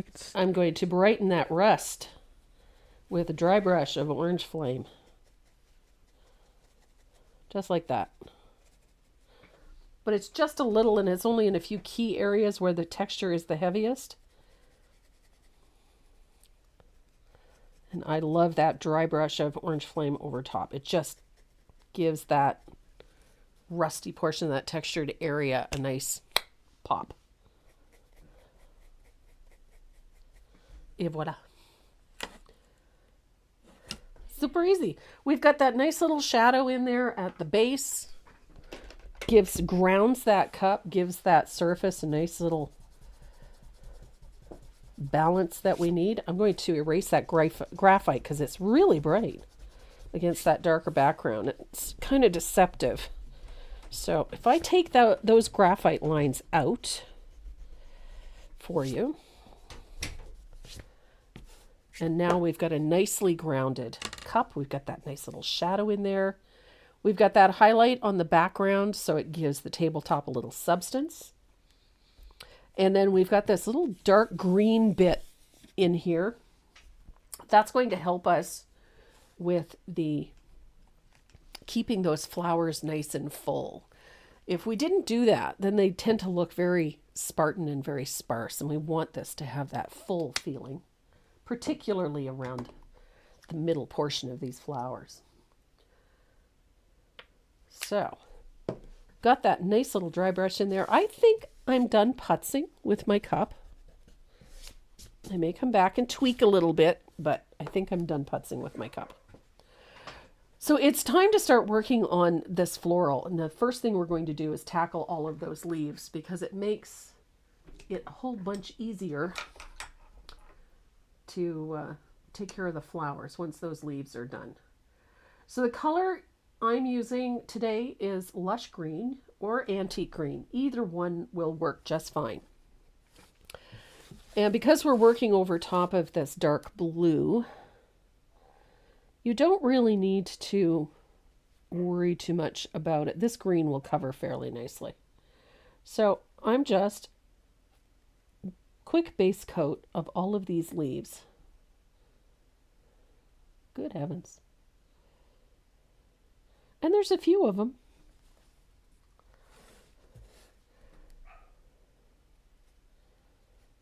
Just like that. I like to keep them looking a little loose and a little imperfect. I'm sorry. I love my imperfect. It's so much more interesting than the perfect. I don't worry about the shape of the leaf as it is in the line drawing because we're going to get there eventually. So it's just get that color in. Nice little pointed leaf. Ta-da! Just like that. And have a look around. I think I got them all. We have a bazillion little leaves on the outside of this.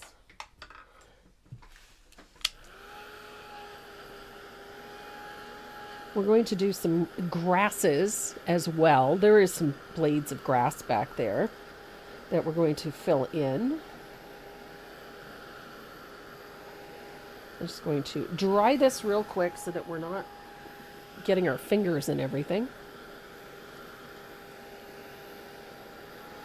The nice part about painting leaves like this is that you can come back at any time and add little leaves to fill things in. And I like imperfect leaves. You can do so much more with them.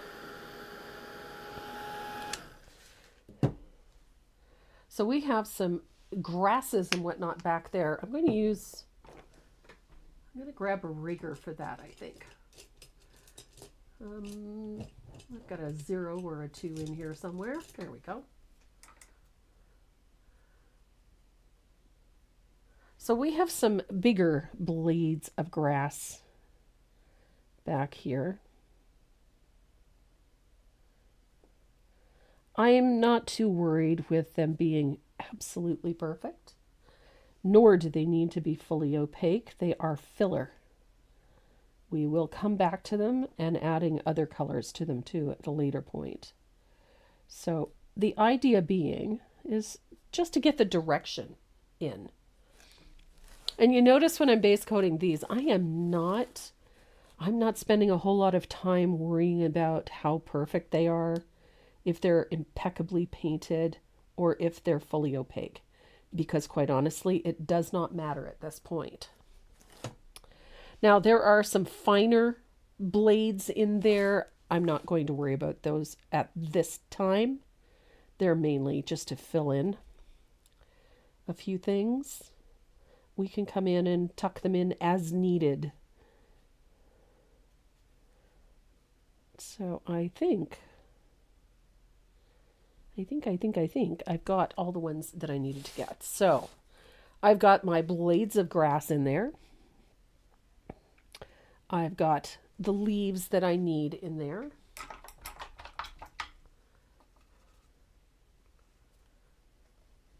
And now I'm going to take a little bit of that warm white.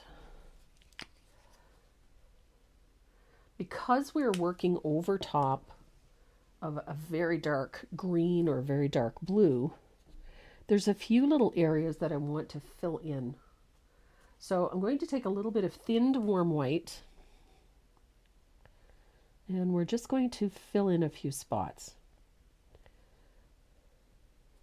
I'm going to switch to another brush. That's not quite big enough. Oh, I've got a nice little round. I'm going to work with a number 1 round for this, just to speed up this process a little. Rigger's a little too small for that.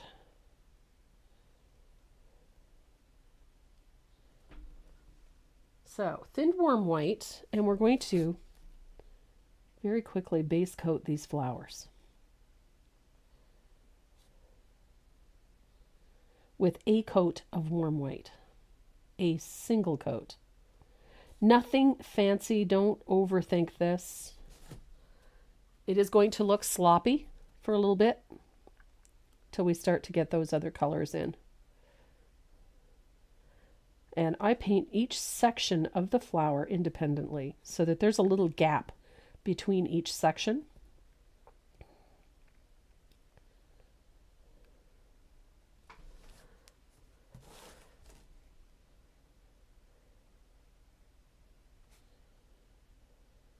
That way it makes it easier to see where everything goes. Whenever I'm working over top of a dark color, especially something like dark blue or black, dark reds, those colors especially can influence what you're painting heavily. So especially colors that are really bright or perhaps a little more transparent than others. Greens, yellows, purples, blues. They can be heavily influenced by the color that is underneath them. And in this particular case, we're using a color called Perfect Perry. This one is actually quite opaque, but I still don't want it to be heavily influenced by the blue. I want that color to be nice and bright and maintain that. And so it is a good idea to bring a little of that white underneath to allow that blue to stand out so that it's not as heavily influenced or affected by that darker color underneath. So I'm going to get a little bit of warm white down. Essentially what I'm doing is underpainting. And it has a long history. It's used a lot in oil paintings in particular, setting the tone. It's essentially much like working with grisaille, where the painting is first painted in all shades of gray and then tints of color are applied over top. And it's in that same ballpark. So I'm putting down a white base to act as a block to prevent those initial colors underneath from affecting the painting. So there we are. And this will ensure that we have nice bright purple flowers.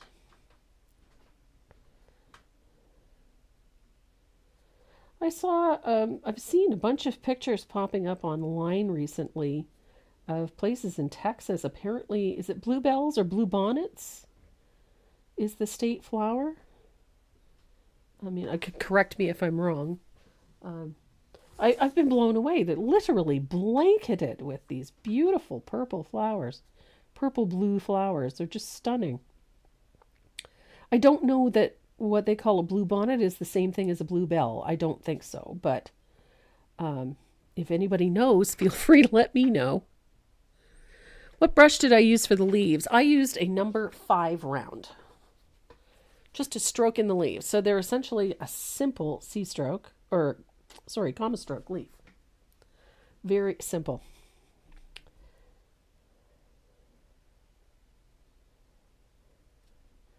Now, the provincial flower for the province of New Brunswick is the wild violet. And yesterday, when we were out working in the yard, I was doing windows. They were clearing out flower beds and just prepping everything for the summer. All my planters, herb garden and bed and all of that, it's all been turned. Our lawn every spring is absolutely covered with wild violets, both white and purple. And I went out yesterday, and yeah, I think we're in for a bumper crop because there's a lot of leaves coming up right now. And that is our provincial flower. But I was just curious about the bluebells. If bluebells and what they call the blue bonnets were the same thing.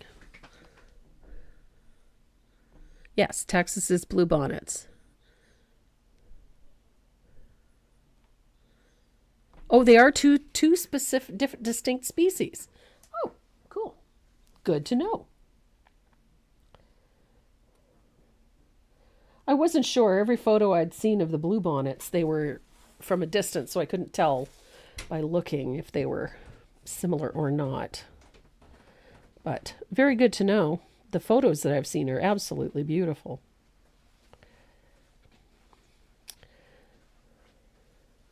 Okay, so I've got my undercoat done. Just a little bit of warm white.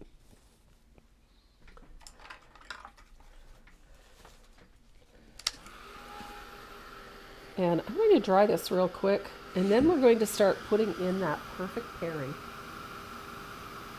Such a pretty, pretty tone. It has that gorgeous blue.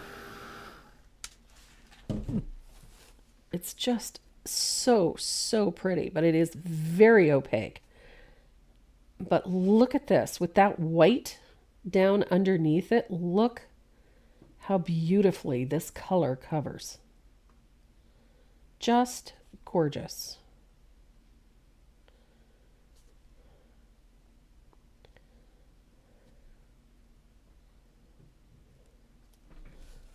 Very rich color.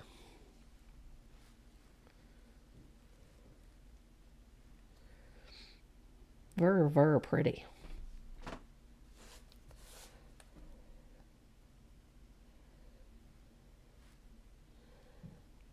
We were discussing bluebonnets versus bluebells. Now, bluebells grow around here in profusion, especially midsummer or so. But in Texas right now, I guess they're covered in bluebonnets. And I wasn't sure whether or not bluebonnets were the same thing as a bluebell, just under a different name. But we've been educated that, according to Google, they are a different species. But part of the same family? I would assume so. Yeah. Yeah. They sort of fall into that same, from what I've seen. So I was just very curious as to whether or not they were,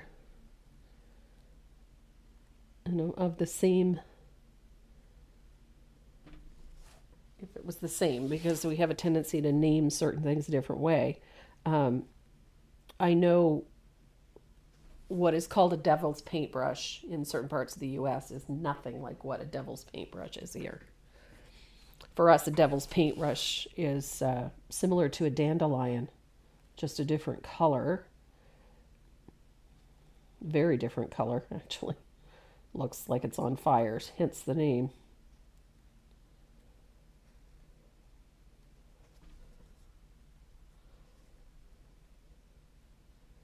And in a few weeks, we'll start seeing mayflowers here.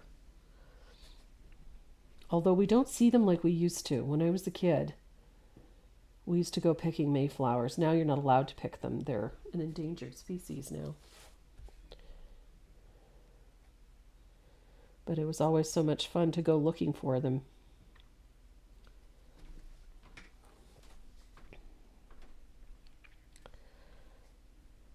Such a lovely color. Kind of jumps out at you a little bit. So I'm putting this coat on, but I'm leaving a little bit of space here because I want to be able to see that petal. I'm going to mix a lighter value of this color for those highlighted bits.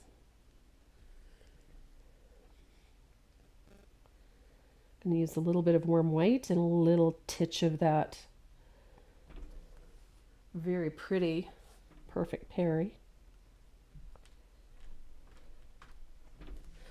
If I'm missing anything.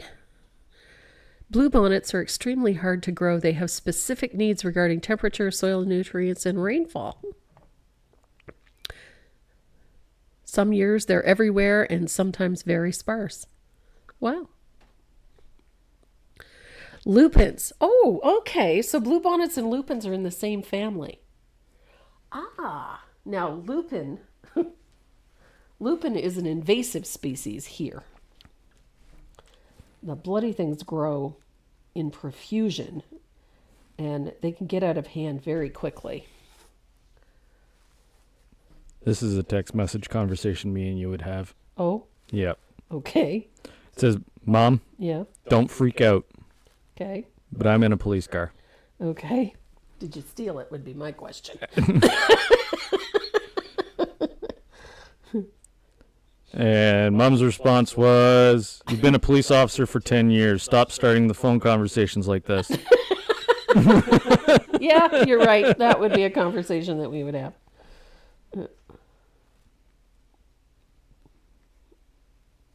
Very much so. We have had conversations like that. Yep. Yep. Mom, I'm in a police car. Although, you and I have had experiences with the police that most mothers and sons don't have. No. Like being dragged out at gunpoint. That's always interesting. Well, you got to stop dealing drugs. I did. All I did was go to Walmart. That's all I did. And the dry cleaner. And the dry cleaner. Well, I tried to go to the dry cleaner. That didn't work out so well. It's a long story, believe me. Counting to 10 only makes it premeditated? Yeah, that was my thought for the day. Wait, that is you. Yeah. Yeah. Just scrolling through Instagram and I'm finding all sorts of funny stuff.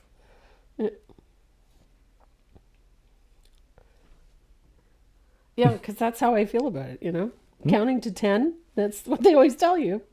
Yeah, it just makes it premeditated, my point of view. I forgot what today's was. It was short and sweet, I know that. I can't remember.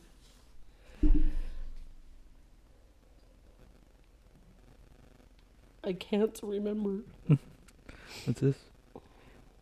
She hates the leash. Well, she's 5 months. Of course she hates the leash. Because it means she has to do what you want her to do. Yeah. The leash is a landline to the dog. Yeah. She won't move even with snacks. This is going to be fun. I can already tell our dog absolutely loves the leash. Knew it was time to go for walks. Yeah. Yeah, my thought for the day yesterday was if your joints are stiff, it's probably because you're rolling them too tight. Which I found vastly amusing considering I don't smoke, but Yeah, they'll get used to the leash. Especially if they know it means that they get to go outside once you put it on. yeah. Maze didn't care for the leash at first either. Yeah. But now... Now she'll go and get it for you. She did that the other day to Chuck. It was funny. He was getting his shoes on and she went and got the leash. And at 5 months, I don't expect too much. Yeah, it's not like you see on TV where they have the dog trained and, following your every order at 5 months old. That's no.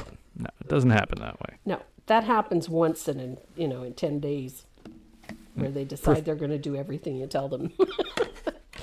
We know this from experience. Even with like celebrity dog trainers, yeah, they only show you what they want to show you. That's right. Yeah. You only see the successes. With that, though, some dogs learn faster. Some dogs take a little time. And sometimes you just got to learn your dog. Yeah. Figure out what works with them. Yeah. Yep. Do you leave the leash on all the time? I wouldn't, because it can get tangled up. Because with supervision, it's a handy tool. With supervision, absolutely. Leave it on. You don't even have to hold it. Just let them drag it around.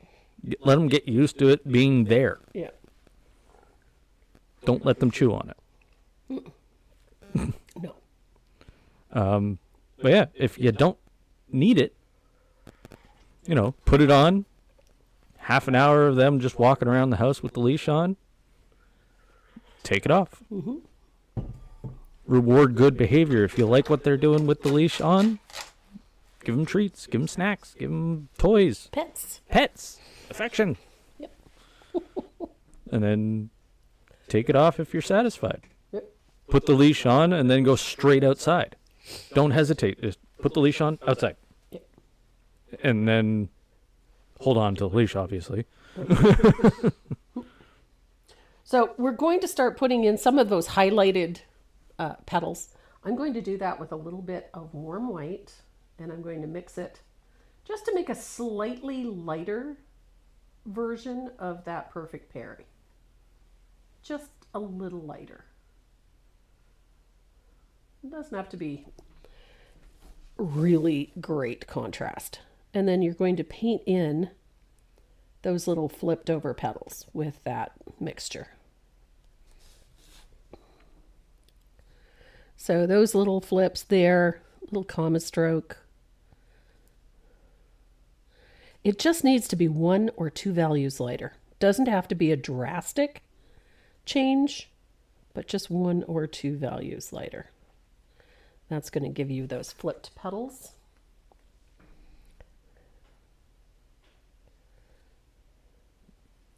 The strange part, she was easy to train to sit, lay down, shake, but this is way different.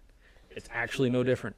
Just use what you were applying to those and apply it to the leash. Yeah. That's it. So she's driven by food. Give her food. I walked around, get this, with pocket full of cat food. Dry cat food, because if the boys were out, if Chuck was out doing something and Renee was at work, I needed to be in charge of making sure she would do things. And so I walked around the house with a handful of cat food because she, for whatever reason, just loves the cat's dry food. So I was giving her dry cat food. It works. And it works. She likes it. It's all that matters. And I could get her to do whatever I needed her to do.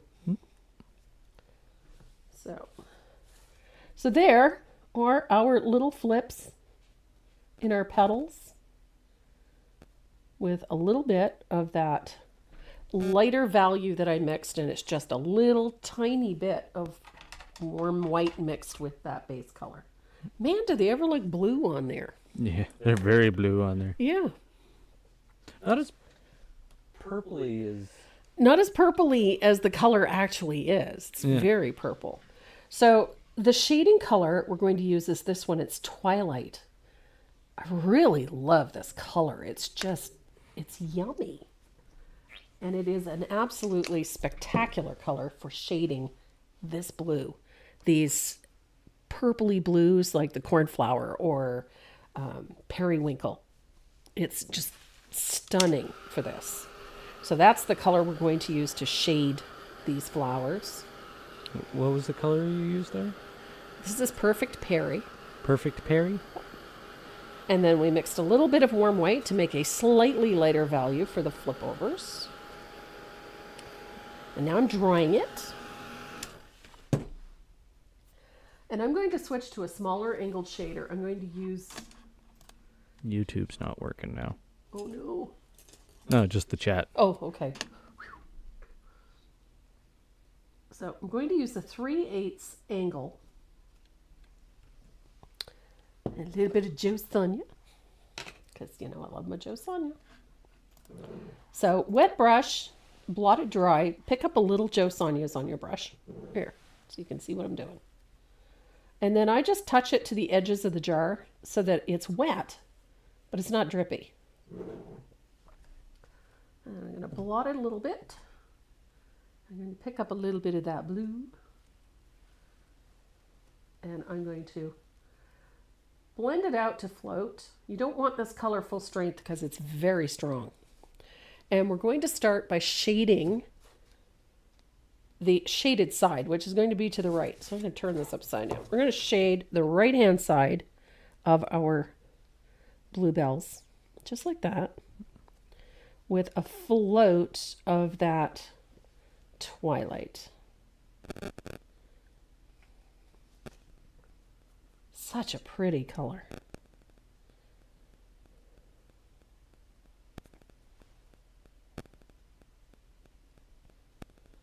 And this is also another reason why I didn't put my leaves on all of these little Bluebells, because we're going to have to shade in behind them and under them, and we'd have buried them. So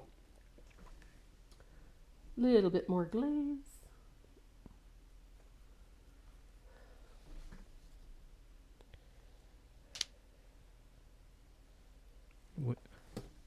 What age do you introduce the leash to puppies?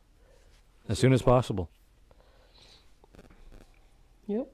As soon as they're 6 weeks old, put them on a leash. Start walking them around the house with it. Yeah.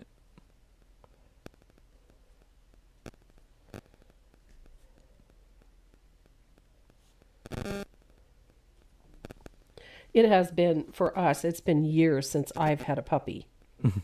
And I do mean years. Not since I was a kid. 6 years for me. Yeah. Yeah. But for me, not since I was a child. I mean, and that's going back a long time, but... Is Twilight in the new Baby Duck line? Yes, it is. Why are they calling it the Baby Duck line? Because Baby Duck seems to be the most popular of it. This is Baby Duck. This is one of all of the new colors for 2024. Oh. So Baby Duck is in there. If you haven't seen them, I know a lot of you have, but I know if you haven't seen them, let me quickly go through them for you. That's a lot of new colors. It's not that bad. I've seen years where we had up to 15. Oh, well. Yeah, this one's not bad at all. So we have Baby Duck, which is that beautiful buttery yellow. I love this yellow. So Baby Duck. This one, probably my second favorite in the whole line. I love this. It's salted caramel. Oh, I was going to say it looks like turmeric, but... Yeah, it has that tone. It's just yummy, yummy, yummy. Such a great color. So there's that. And then in the greens is New Leaf. I love this one. This is a semi-transparent green. It has a very high yellow content. It's fabulous. And then just to make my knees wobble, they had to make this one, which is Mystic Teal. This one is similar to Mermaid Tail, but a bit more green, less blue. It's a fabulous tone. Absolutely fabulous. It looks amazing on laurel or desert cactus. It's a gorgeous color. And then they came up with two blues to a purple. This one called Stormy. This is that gray toned blue. I love this. I've been using this one for shading other blues, the cooler blues, less of the purple, more of the navy. Beautiful color. Then the one we're using, which is Twilight, which has that purplish undertone, reminds me of like early summer skies, and things just starting to get dark. You get that beautiful purpley tone to the clouds. There's that Twilight. And then this one just makes my knees weak, never mind wobbly. This is Cherry Merlot. It is a deep purpley, almost violet red. It's gorgeous. So these are your new colors for 2024. The Cherry Merlot, Twilight, Stormy, Mystic Teal, New Leaf, Salted Caramel, and Baby Duck. Great new color palette. I've been using a lot of them. They shade other colors particularly well, which is one of the things I like. I found out last night that Mystic Teal works well with Green Lagoon. Oh, yes. Yeah. And Laguna. I thought there was a tea berry. Oh, yes. That's the one I missed. The tea berry. It was way over there. I love this color. This one is just yummo. I've been using this. I usually use Orange Flame to put shadows and whatnot in the centers of my flowers. And I've been using this. Difference? It's hotter. There's nice heat to this, and you get that punch of orange. It's a great color. The other thing is this highlights reds beautifully. So it's delicious over top of country red. That's the word. Almost crimson. No, crimson is more orange. This is more coral. Okay. This is just such a neat tone. I just love it over top of red. It's fabulous. Are all the new colors transparent? They are transparent to semi-transparent. None of them are opaque. Not even the salted caramel, which I expected it to be more opaque than it is. But it's opaque enough. Let's put it that way. I've been using it for a lot of different things. Apparently you love all the colors. I love all the colors. That's why I have 285 of them. all the colors. I'm a fan. I love my colors. Gotta have my colors. Oops. I think I got a little heavy-handed with that one. There we go. I got a little too aggressive with the float there.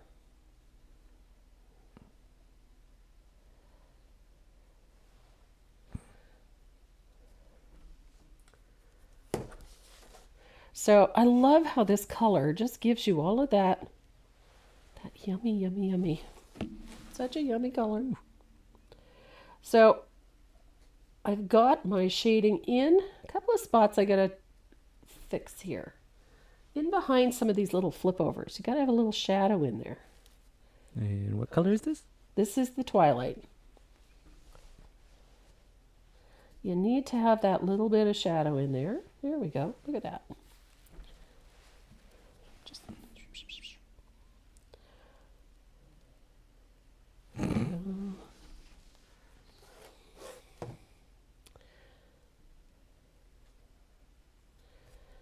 every time DecoArt has put out a bunch of new colors, I like to see how they're going to work with colors that are already in the line. And I can always find a use for them. Whether or not it'll be a color that I use a lot or a little is wholly dependent on how well it works with other colors that I like to use. And this is one of those times where every single color they put out is one that I will use. Just everything seems to work with what I traditionally like anyway. So I've got my flowers all shaded. I'm liking them. So now we need to put some highlights in, and I'm going to use warm white. I like to use warm white on blues. It's just kind of an oxymoron. Blue is a cool color, and I'm using warm white to highlight it. So I'm going to come out to the right side. Whoa, too much. Didn't blend it out enough. There we go. That's better. So even on the little flips, I'm going to put a little highlight on that left side. Just like that. Little highlight. Doesn't have to be a strong one either. Just enough to change the light impact, that's all. Just so that it looks like light is striking it.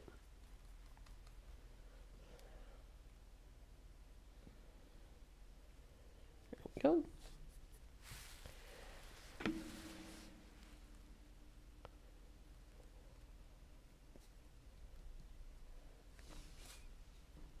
Now these flowers are simplified, dramatically simplified. They don't need to be too complex.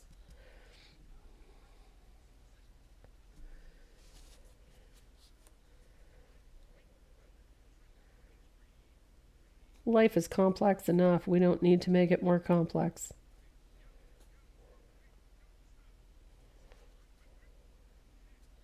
And these are a country flower, meant to be simple.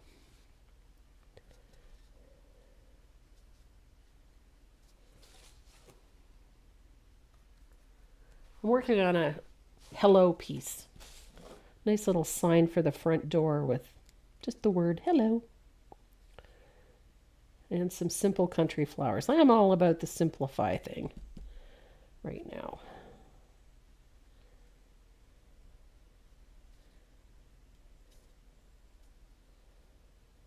A little bit of highlight on the tips of those petals, just enough so that they stand out. They don't have to be a strong float.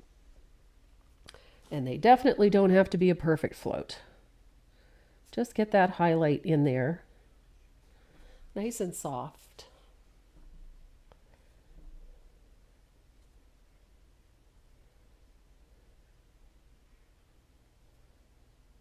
Easy peasy.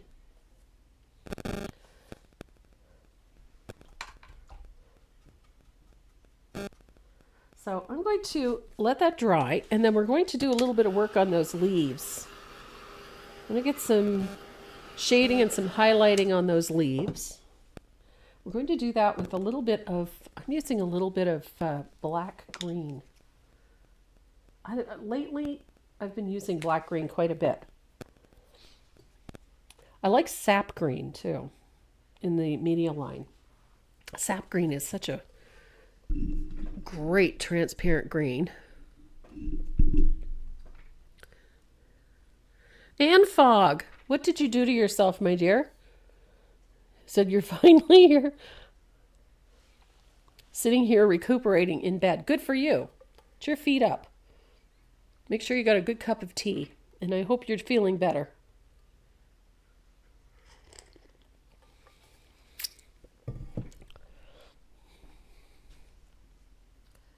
So I'm going to use a little bit of black green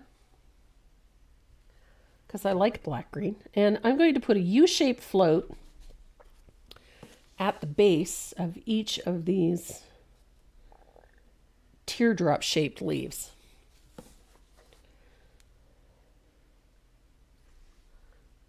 Not quite enough. There we go.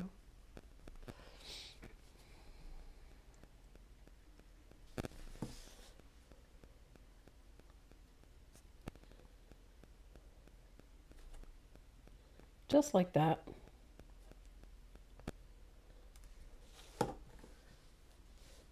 Keep it simple. Don't overthink it. It's just a little float right at the base where it joins the stem. U-shaped. If it's not dark enough for you, you can come back and do it again, which I will on a couple of these because they're not quite where I want them to be.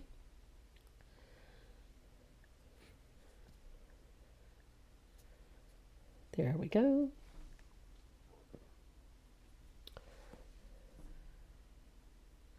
Simplify, simplify, simplify.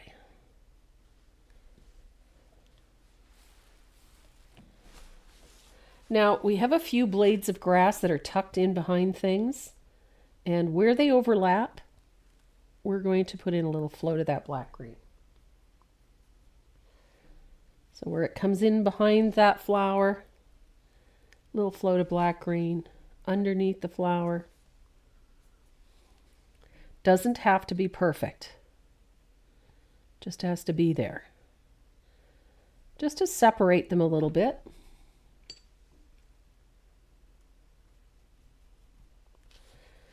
We have oodles of other stuff that's going in here, so... Oof. What? And Fogg just had knee surgery. Oh my goodness. Knee replacement surgery. Yeah. Good for you. That will help solve any mobility issues. Hopefully. Hopefully, yep. Kick back, relax. Gonna be sore for the first while, but... Yep, sore's good. You've been there, done that. Yeah, mine was cartilage replacement, not... Yeah, but it's the same thing. It's your joints are messed with. It felt like I grew an inch. Yep, no doubt. I probably did, actually. Okay, so I've got a nice little shadow at the base of each of those leaves. And this is where things start to take on a bit more depth and a bit more shape. And I'm looking camera-wise at a few things that I need to brighten a little bit. Mm-hmm. It's interesting when you look at the camera and go, oh, okay, that needs to be tweaked. That needs to be tweaked. But we're getting there.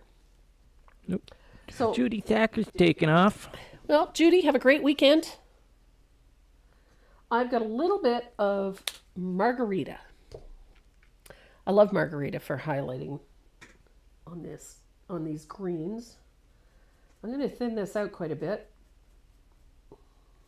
so that I have some element of control. And I'm going to highlight the points of the leaves, or the tips of these leaves, with a float of margarita. Just like we did with the base, it is a simple U-shaped float. I'm just going to fill in the point of the leaf a little. Just like that. I'm always fascinated by the minute you put that little highlight in, these leaves suddenly have more shape. They become a little more defined. What is this? First day with your new tip. Our Yorkie. Don't know why that was so hard to say. Goes after Stumpy's cat food, but I try to keep her out of it. Oh, there's nothing wrong with keeping your dog out of the cat food. It's an ongoing battle with this thing. Yeah. Because I read it was bad for her. Nothing in cat food is bad for dogs. No. I mean, protein-rich fats. Yeah, the conflict it'll create with the cats, however, might be bad for her. Yeah. I don't think the food itself is. But the food itself, there's nothing wrong with it. Yep. If it's good for the cats, it's good for the dog. Yep. It's like anything. The dog should be able to eat his lunch in peace, his meals in peace, and the cat's same thing. You know. Our guys, however, don't seem to care one way or the other. No, they just move over. Yeah. Yeah. And Maze doesn't guard her food either, so we haven't had those issues, thankfully. She did when she was, 2 months old. Yeah, well, she also had to fight for food with all of the other pups. Yeah. So, but and she was little. We fed her frequently, so that way she realized, like, I have food. Yeah. There's no reason to guard it. Yeah. No resource guarding. Yeah. However, slippers. Slippers, oh my Lord. Everybody in this house wears slippers. So there's an seemingly endless supply as far as Maze is concerned. And if she feels that she's not getting the attention that she so richly deserves, she will go and locate somebody's slippers. Or socks. Or socks. She doesn't care who they belong to. And then it becomes a game. Let's see who I can entice to mayhem now. She came and joined me in bed this morning. That's always entertaining. And she was less than impressed that I would not let her chew on my pajamas. I was not in them at the time, thankfully.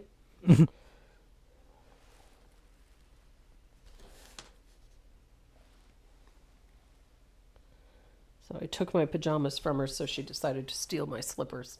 Yes. If you won't chase me for your pajamas, you'll chase me for your slippers. Except the slippers she grabbed weren't mine, so they just happened to be on my side of the bed, but they were not mine. Did you use an ink pad for Just Simplify? I did, but you can use your acrylic paints for that. Diane loves to steal our socks. She even tries to grab them as we're putting them on. May steals them out of the laundry hamper. Yeah. Went to the bathroom and noticed a jumping spider on the wall. Like the cute little zebra striped ones? There's no such thing as a cute spider. Just Those little huntsman spiders are cute. No, they're not. Yes, they are. They have 8 legs. I don't do spiders. I don't care With the how big cute they eyes? are. The ones that creep me out are the ones that people post on Facebook or on social media. I'll switch to something and all of a sudden you big eyes sitting in front of you. No. With the No. big honking eyes, and little zebra striped They're and all not furry, cute. and they're cute. No. They are cute. No. That one is. It's like that monster that was in the barbecue yesterday. I hate spiders. There is no such thing as a cute spider. Ick.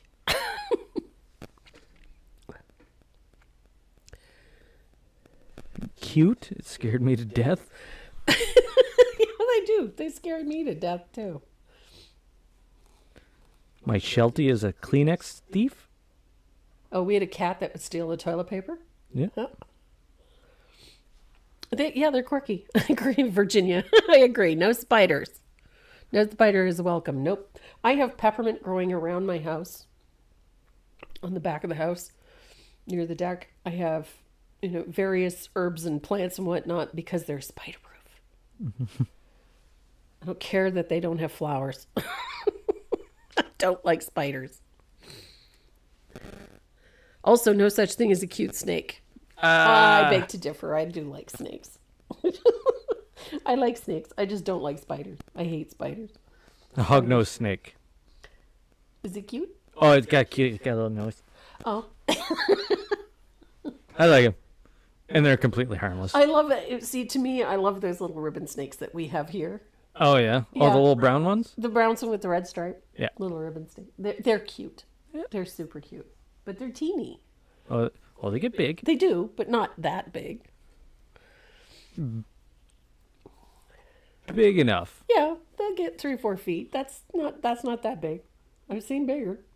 You get those big coral snakes or those big black things that we have here. Yeah, those are cool. And the water snakes. Yeah, we get those in the river. Those are kind of freaky. Yeah, I like them. Oh, snakes are her phobia. See, I'm that way with spiders. I don't even want them in my grid square. No, thank you. So we have highlights. So I'm going to take a little bit of my base color, that base green, and I'm going to mix a little margarita with it, just to make it a little bit lighter. Just a little. Snakes are cool. Snakes are cool. I do not do snakes. Oh, Deb doesn't do snakes. Deb doesn't do lizards either. As you found out when you went to Florida? I had one that hitchhiked. One of those little geckos. Decided that it was much easier to get across the big lawn if it just stuck to me. Which was kind of cool. Once had a hognose snake rear up and continually knocked on my door. Now that was cute. I like hognose. Hognose, That would be they're cute. I like them. But no. I like snakes. Yeah, snakes are cool. Lizards are cool too. There's some really reptiles that are neat. What is a substitute for the discontinued color French gray blue? French gray blue. That's not a color you use often. It is not. I tend not to use. Well, I shouldn't say that. I don't use a lot of blues. Hello. Colonial blue is about as close. If you find it too dark, you can add a little bit of white to it. But colonial blue, I like colonial blue. So I'm using that mixture that I made with the little bit of the lush green, pardon me, and a little touch of that margarita, just to make a slightly lighter value green, to put those little leaves on the cap like that. And I'm just doing it with a little comma stroke, just to keep it simple. Don't forget the little cap at the top. So I like the idea of the comma stroke because it's not so heavily structured. It's a hard spot to base coat. So just a little stroke in will work just fine. And I've only got 2 more to do. So I'm going to put one there.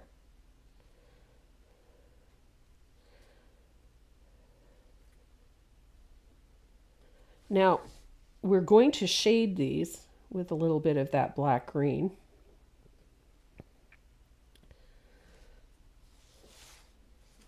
Super simple. I'm going to dry this real quick though.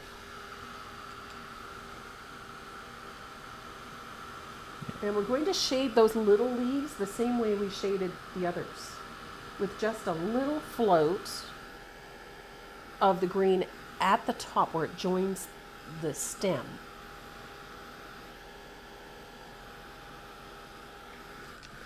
And it does not have to be perfect. So that float that goes in there is just a little C-shaped float. Small. Don't overthink it. See? They're cute. Yeah, that's cute. I thought you were going to show me a cute spider. And I would have to It's a little hognose. Okay. Little hognose snake. They actually get quite big. Oh, I can imagine. When they're small, they're cute. Actually, when they're bigger, they have like a big smile. They do. Oh, yeah.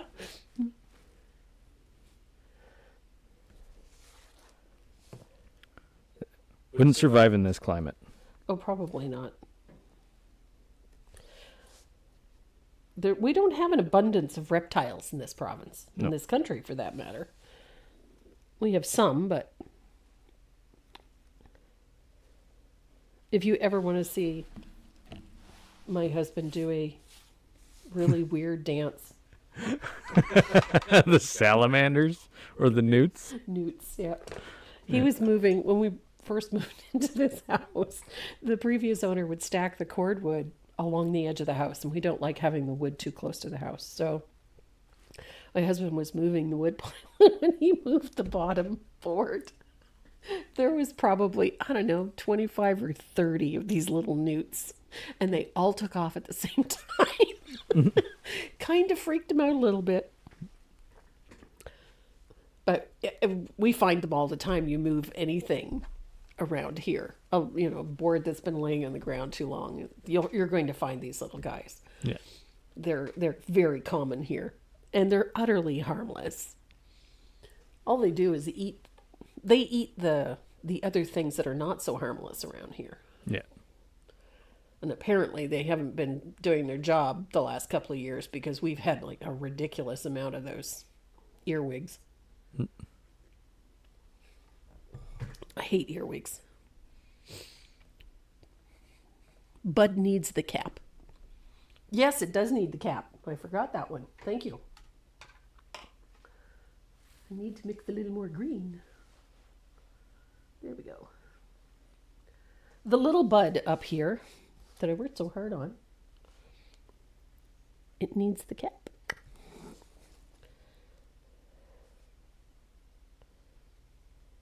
Thank you for pointing that out.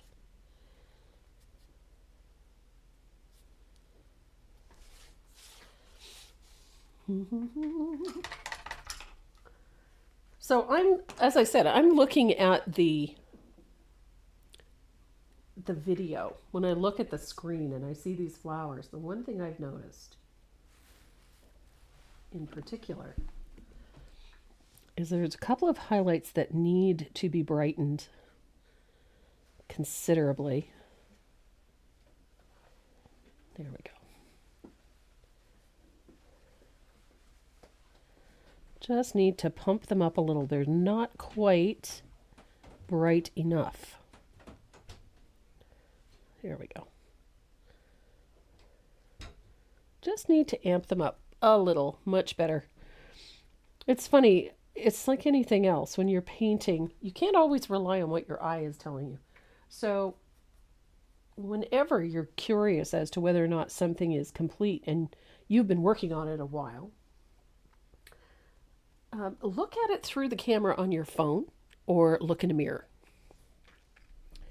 If you hold it up and look in a mirror, you are going to see every little flaw, every little thing that is not where it needs to be. And although I was sitting here looking at this, I'm thinking, to me, these look fine. When I looked into the camera, certain aspects of it just did not stand up bright enough. And you can tell when the contrast is out. And it didn't look balanced, and things just did not look the way they were supposed to. So that's when you go back in and strengthen some of those things. And our little bluebell up here needs a little highlight. There we go. Much better. Much, much better. It just needed a little oomph. Something needed to be adjusted. There we go. So in the center of these little flowers, there are stamens that hang just slightly inside the belly of the flower. I'm going to take a little bit of like Sunny Day or Baby Duck. You just need a yellow. Come on. Here we go. And I like doing it this way.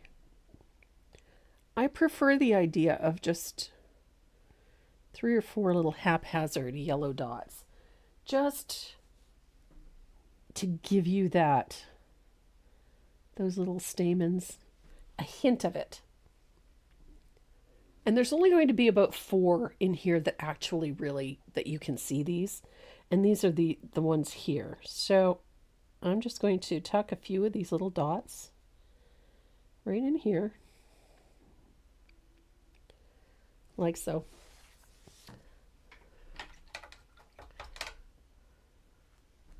And I'm going to dry this. And then we're going to start adding some of the little details before we handle those bees.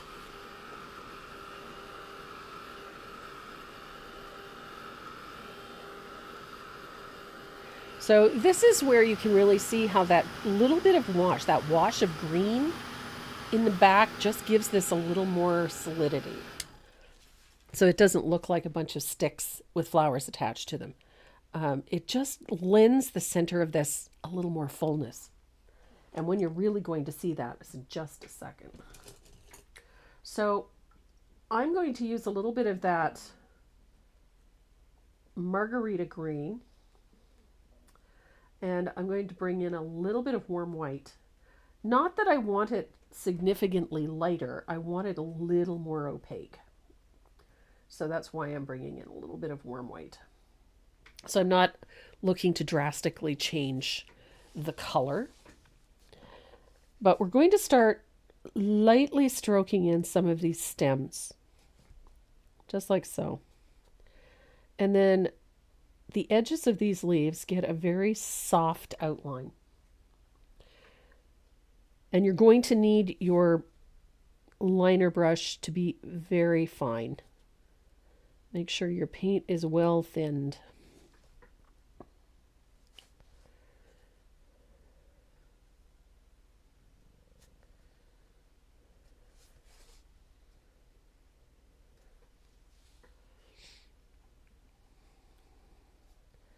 So that outline of these leaves is very light, and I don't want them to be straight or solid.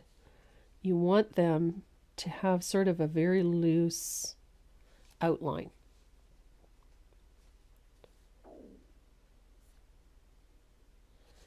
Just like that. So it can come off the edge of the leaf. It can come out to the point. It does not have to be perfect. It can have a little flick or curlicue at the end if you like.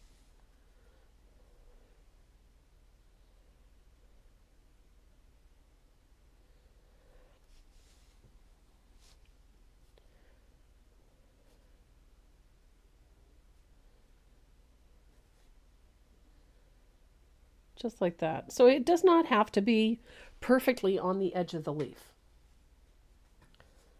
It can go off the leaf as well. It can be fully outside the edge of the leaf if you want it to be. It doesn't matter. It does not have to be perfect. So we've got a nice little line. You notice that I'm not making a stark connection. I don't want a hard edge directly all the way down to the center.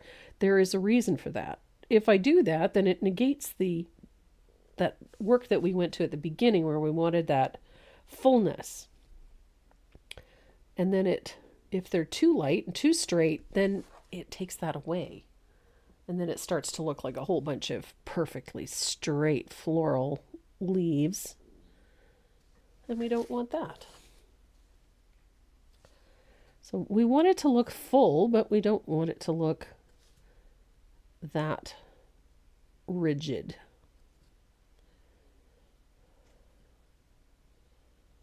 There we go.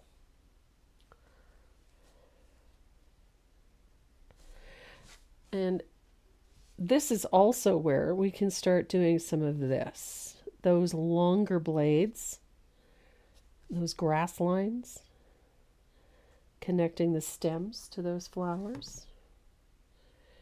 They do not have to start right at the edge of the flower.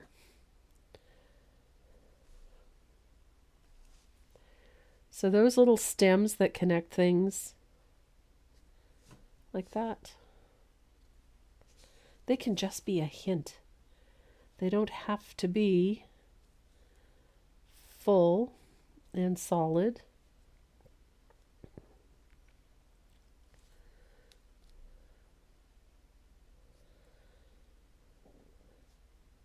Easy peasy.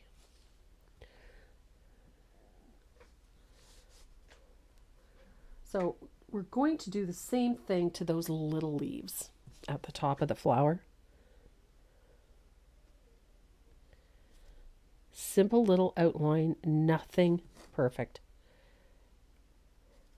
It can be straight, it can be crooked, it can be on the edge, it can go off the edge, it doesn't matter. Oops.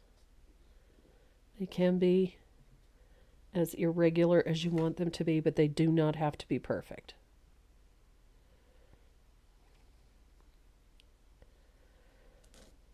And the other thing I'm going to do is I'm going to clean this up and get rid of all of those graphite lines so that we don't have that. Oops, I missed a leaf here. There we go.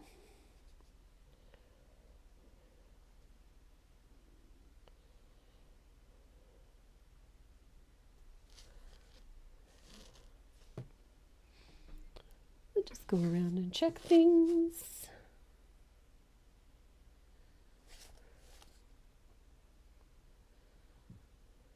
There we go.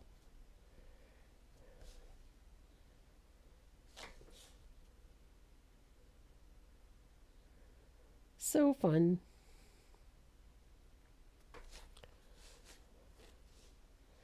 So we have lovely, lovely little bluebells. I'm going to dry this real quick. I just put my finger into the yellow in the center of my flower. You know, I didn't wait for it to be dry. So I'm going to dry this real quick. I'm going to take a little asphaltum and deepen a couple of things.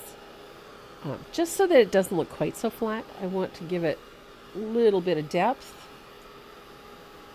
Okay. Grab my big angled shader, my 1/2 inch, and a little bit of asphaltum. I want to deepen a couple of these flowers. Just find they need a little something.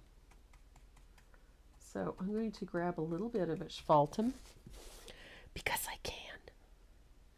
And I'm just going to deepen in the center of that flower, just a little.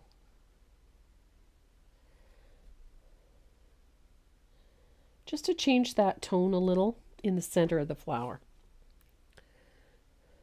Just a little bit. Simple little float just changes things a little, gives it a little more depth. And I'll dry that. I'm going to erase some graphite lines. Because you can see a lot of the graphite lines, and because they're white, they're standing out quite a bit. So I'm going to grab my white, my favorite eraser. This is my Factus Black. It's always fascinating to me what happens to your painted piece when you get rid of all of those graphite lines. Especially on the greenery. Things become cleaner and a little less busy. And other details become more apparent. There we go. So, got rid of some graphite, and that eliminates some of those stray highlights that were hiding back there. And now we've got that nice cohesive, and it looks nice and full in the center of that. So we have bumblebees to paint. I'm going to take a little bit of lamp black, and we're going to paint the body and the head with lamp black.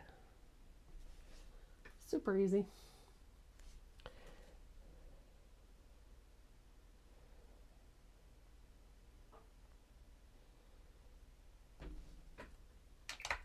The bodies are lamp black. A little bit of warm white for the wings and the thorax. So, because I'm going to put yellow in here, I'm going to put a base of white down.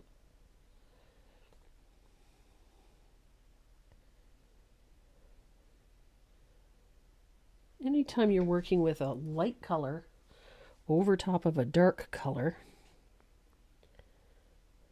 I'm going to put some white down.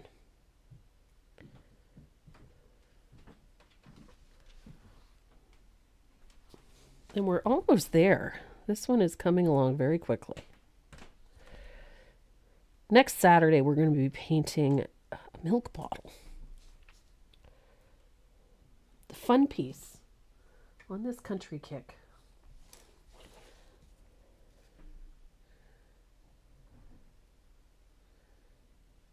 I do love anything with a country theme. It just, there's something relaxing about it.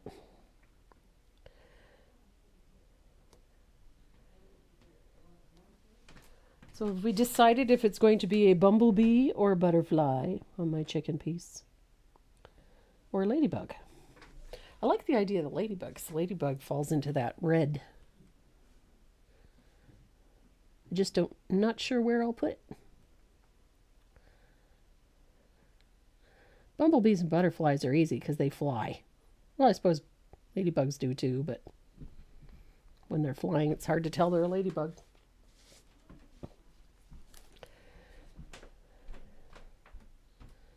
So there we go. A little bit of warm white for our bumblebees. I'm going to dry these real quick. And I keep losing the chat today. Asphaltum and soft black are miracle colors. Yes, they are.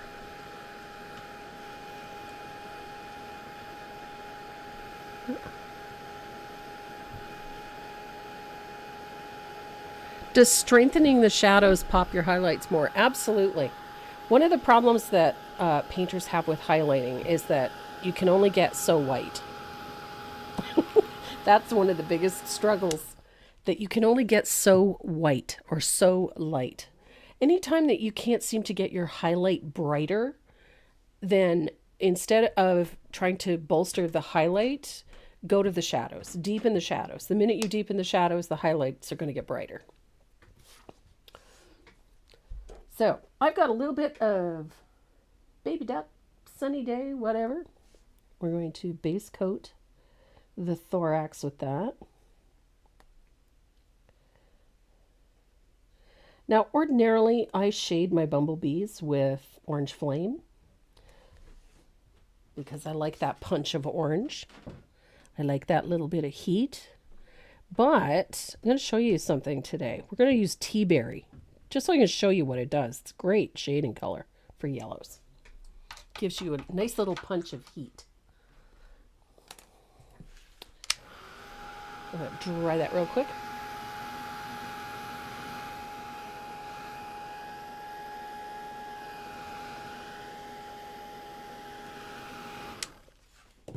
So I've got a little bit of tea berry. Such a pretty color. And I'm going to use my smaller angled shader. I've got a 3/8. I'm going to pick up a little tea berry. And I'm going to blend it out.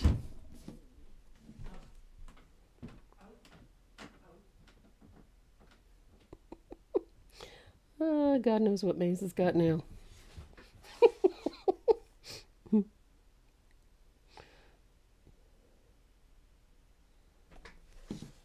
So look at it, it just glows. This color glows. When you put it over top of a yellow, it glows. Gives you a great little glow.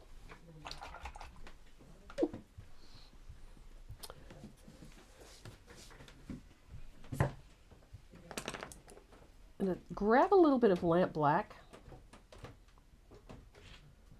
and we're going to put the stripes on our bumblebee. Now, I'm using a rigger, and I'm going to put a series of just little lines to form the stripe. Don't worry about getting them perfect. It doesn't matter. So about midway up, I'm going to put a series of lines so that you can see some of the yellow through. And then a little series at the bottom. I don't think I quite filled that. There we go.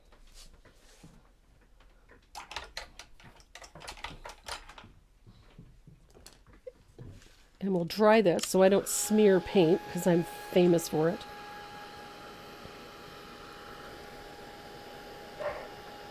These little bees are easy to paint. Just don't worry about the minutia. I think that's the biggest thing, is don't worry about the minutia. So, highlighting our bee. Now, he has 2 segments to his body. And if you really want them to stand out, we're going to put a little float on the head. Just like that. And then you're going to leave a small space and put a second float on the body. So it looks like there's a segment that is indicated as 2 pieces. So little float on the left of the head. And then leave a gap. Put another float on the left of the thorax. And it creates a little gap, a little space on the thorax so that it is 2 segments. Just like that. And I put that highlight on the highlight side. I goofed, put it on the other side on this one.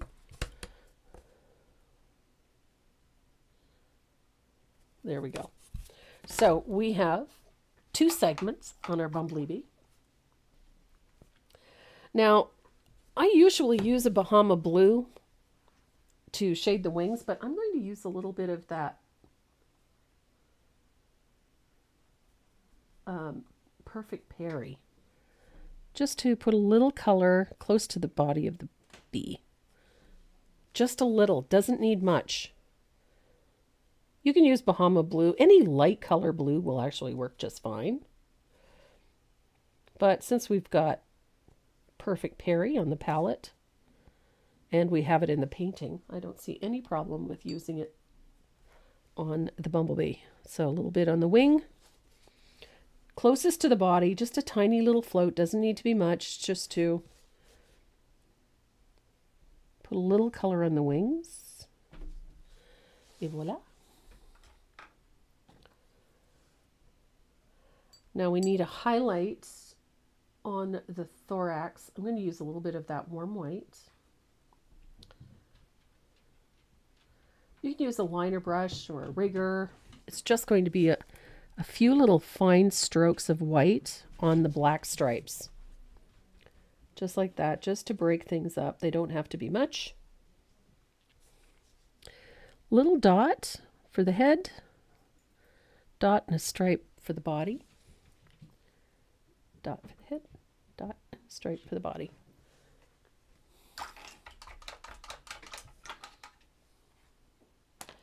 And I'm going to dry this real quick. I just love how these little bees just bring something to it.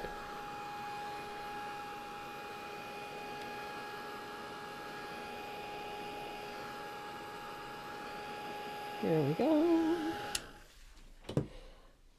Now, I have a gel pen, black gel pen. I love finishing my bees this way.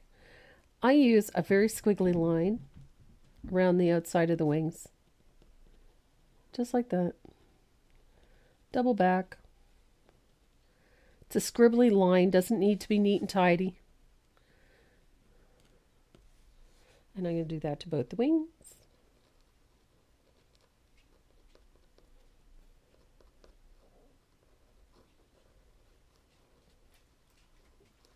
And I'm going to do something similar to the body. On the shaded side, I'm going to put this squiggly line on edges of... Hi, Maze. Hi, baby. What you doing? You out to cause trouble? Hi. Oh, puppy kisses. Maze came to join us. So a few little dip dots just to add texture to our little bee. Doesn't have to be much. I just love how it makes those little bees look.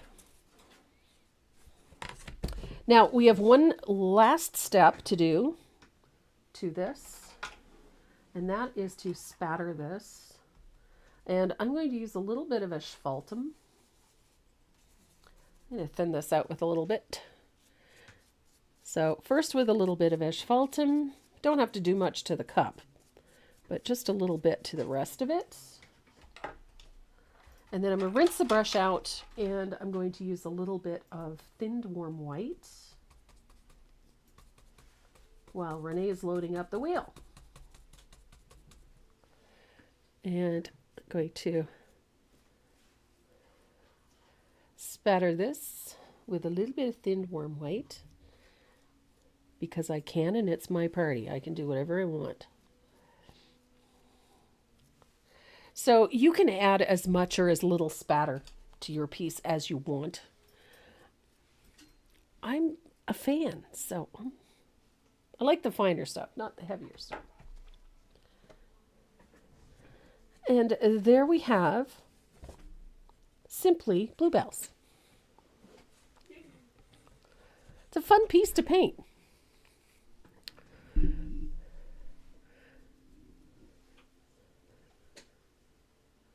I am just looking. I got a feeling I missed a question.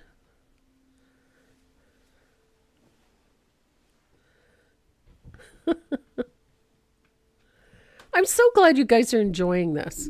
And I agree with you. Bees are whimsical. I like the addition of bees. I also love the addition of butterflies. But now I'm thinking I might have to do something with the ladybug because I'm kind of in love with the ladybugs. I like bugs. Yes, I'm going to show you the wax. That's what I forgot. Wax. The wax. I was going to show them how to do this with the wax. So if you can do it, give us a top down. I'm going to make sure everything is dry.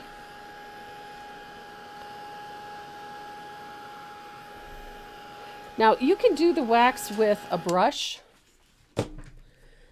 I'm going to use this one. This is the aged beeswax. I think it's appropriate. I'm going to use a piece of shop towel. And I'm going to get it a little wet with just with some clean water. Maybe if I open the spritzer. I just want this damp. I don't want it dripping. And I'm going to grab a little bit of that wax on there. And I'm going to rub this onto my surface.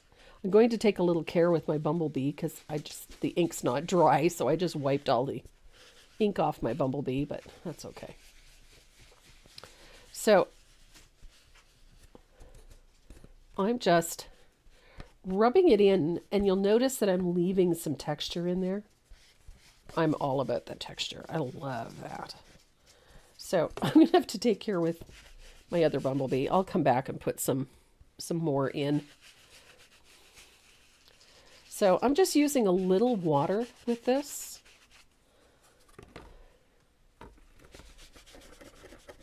Just all it's doing is helping it move a little bit. That's all.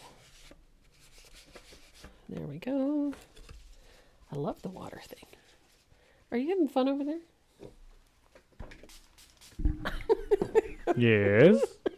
Playing with your Post-its? Well, I don't get these type at work. That's probably a good thing. You never get anything done.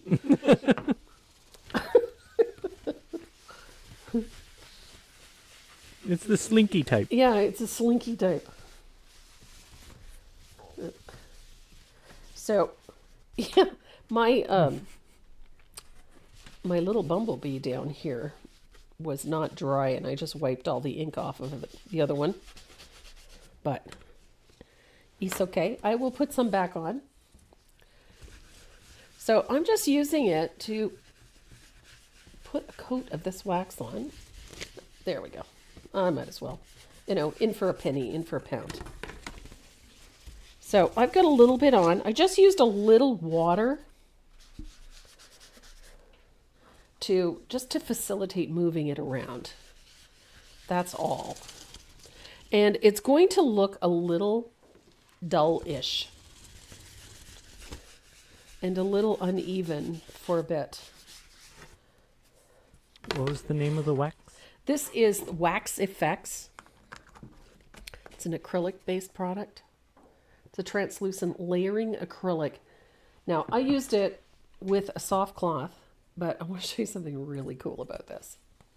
So I put it on with a soft cloth, a little bit of water in the cloth just to make it easier to move it around. And I'm going to take a clean shop towel. This it doesn't take very long to dry, but this is what I loved about it. I can take a soft cloth after the fact and I can burnish it. And I love what it does for the colors. The colors just pop. So much like a beeswax finish, it is so silky. It has a wonderful silky feel to it.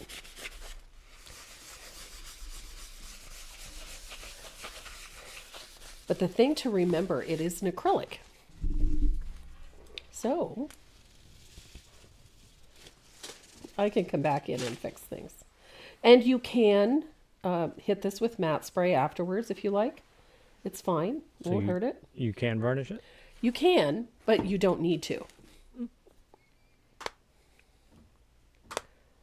So had I been thinking, I would have sprayed this with matte spray first to seal in my pen, but I didn't because I'm, Oops. But I can come back in and do this. But what I love is that look at how nice and uniform that is. It has a nice sheen, and it's so smooth. It has that nice feel of a beeswax finished piece. I just love it. And I'm dying to play with this some more. So, beeswax and wax effects. Why do you use the wax? You can use it for a variety of things. I just like the finish it gives. I am not a gloss or a shiny finish person. I like a matte and a soft look. You can actually use this like you use paint and paint with it. And this one has a slight tint. So it works well with something like this because it falls into that aged appearance. Would you say it acts like encaustics? And that's what they're meant to do. Oh, yes. yeah? Okay. So it is. It's beautiful stuff to work with. And I love the way this feels. It feels like a wax finish, like a beeswax finish. And it has a really nice look to it. All right. Let me get the wheel up. Now we can do the wheel. What was the name of the sand stuff that I used? This is it here. I'm using texture sand paste. This is also available in a 2-ounce bottle. Oh, I went to the wheel. That's okay. It's also available in a 2-ounce bottle. So it's called, this one is DecoArt Media Texture Sand Paste, but you can also find it in the Americana line at Michael's and at Hobby Lobby. It's available in a 2-ounce bottle like this, and you can find it with the Americana paint. And I'm just trying to see. Does this harden like acrylics? Yes, it does. It's tough as nails. It performs and does a beautiful job. And y'all ready? Does the wax take the place of the matte spray? No. Those are two different creatures. The matte spray is more of a setting spray. It's not necessarily used as a sealant. It's more as a fixative. Whereas the clear wax is more of a finish. Ready to spin? I am. Go ahead. First name. So, as I said, we have some really nice giveaways this week. We have a set of Dynasty Faux Squirrel brushes. We have some stencils from the Stencil Studio. And, of course, we have some goodies from Renee and myself. Very strong German name. Kitzmiller. Kitzmiller. Kitzmiller. Congratulations, D. D. Right on. So if your name comes up on the wheel, don't forget, head over to my website, click on the little speech bubble in the lower right-hand corner of the homepage and send us your shipping information so that we can get your goodies out to you. And Debbie is praying today, crossing things haven't worked for me. Well, here's hoping. And the name of the wax is Wax Effects. I'm going to pronounce that wrong. Are Becky you? Albick? Albicki? Albicki? She is such a sweet lady. Is she? Oh, and so talented. Unbelievable. Congratulations, Becky.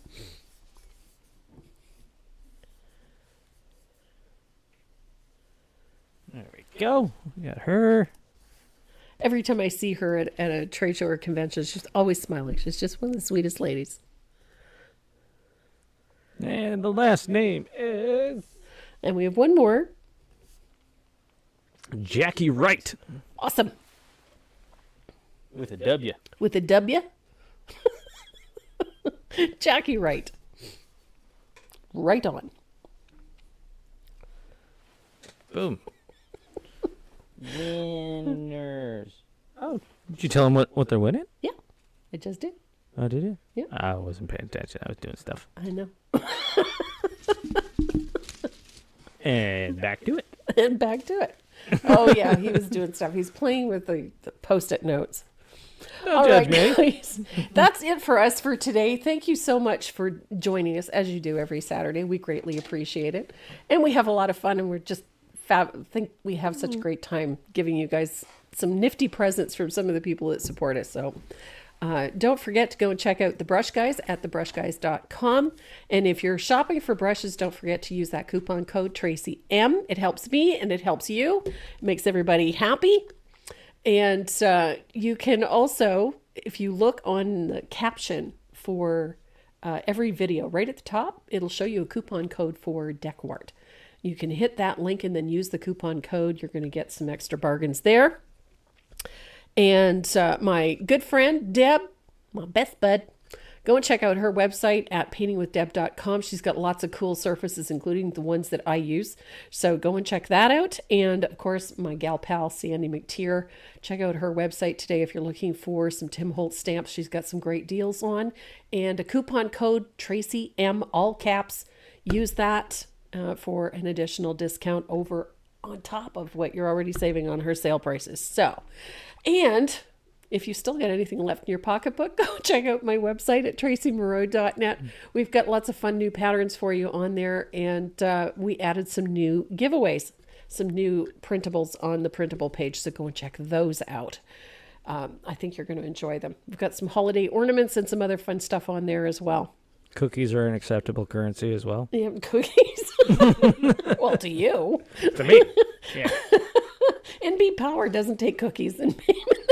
I bet if you offered, they would. No. Well, I probably could have. You never. It's called bartering. I know.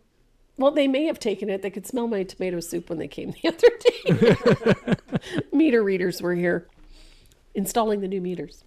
Oh, yeah, the smart meters. Yeah. All right, guys. Everybody have a fabulous weekend. Mwah. We love you. Stay safe.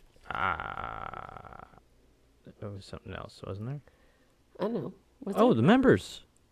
What about them? They have a class on Wednesday. That's true. A reminder to the This Wednesday members. or next Wednesday? This one coming up. It's the last full week. Oh, wow. Where'd a month go? That way. It did. April will be gone before we know it. Yeah. Wow. And here comes May. Yes. And May's is asleep. So we're going to try and keep it that way. Yep. All right. Members, don't forget, you have a class on Wednesday. Yeah. Yeah.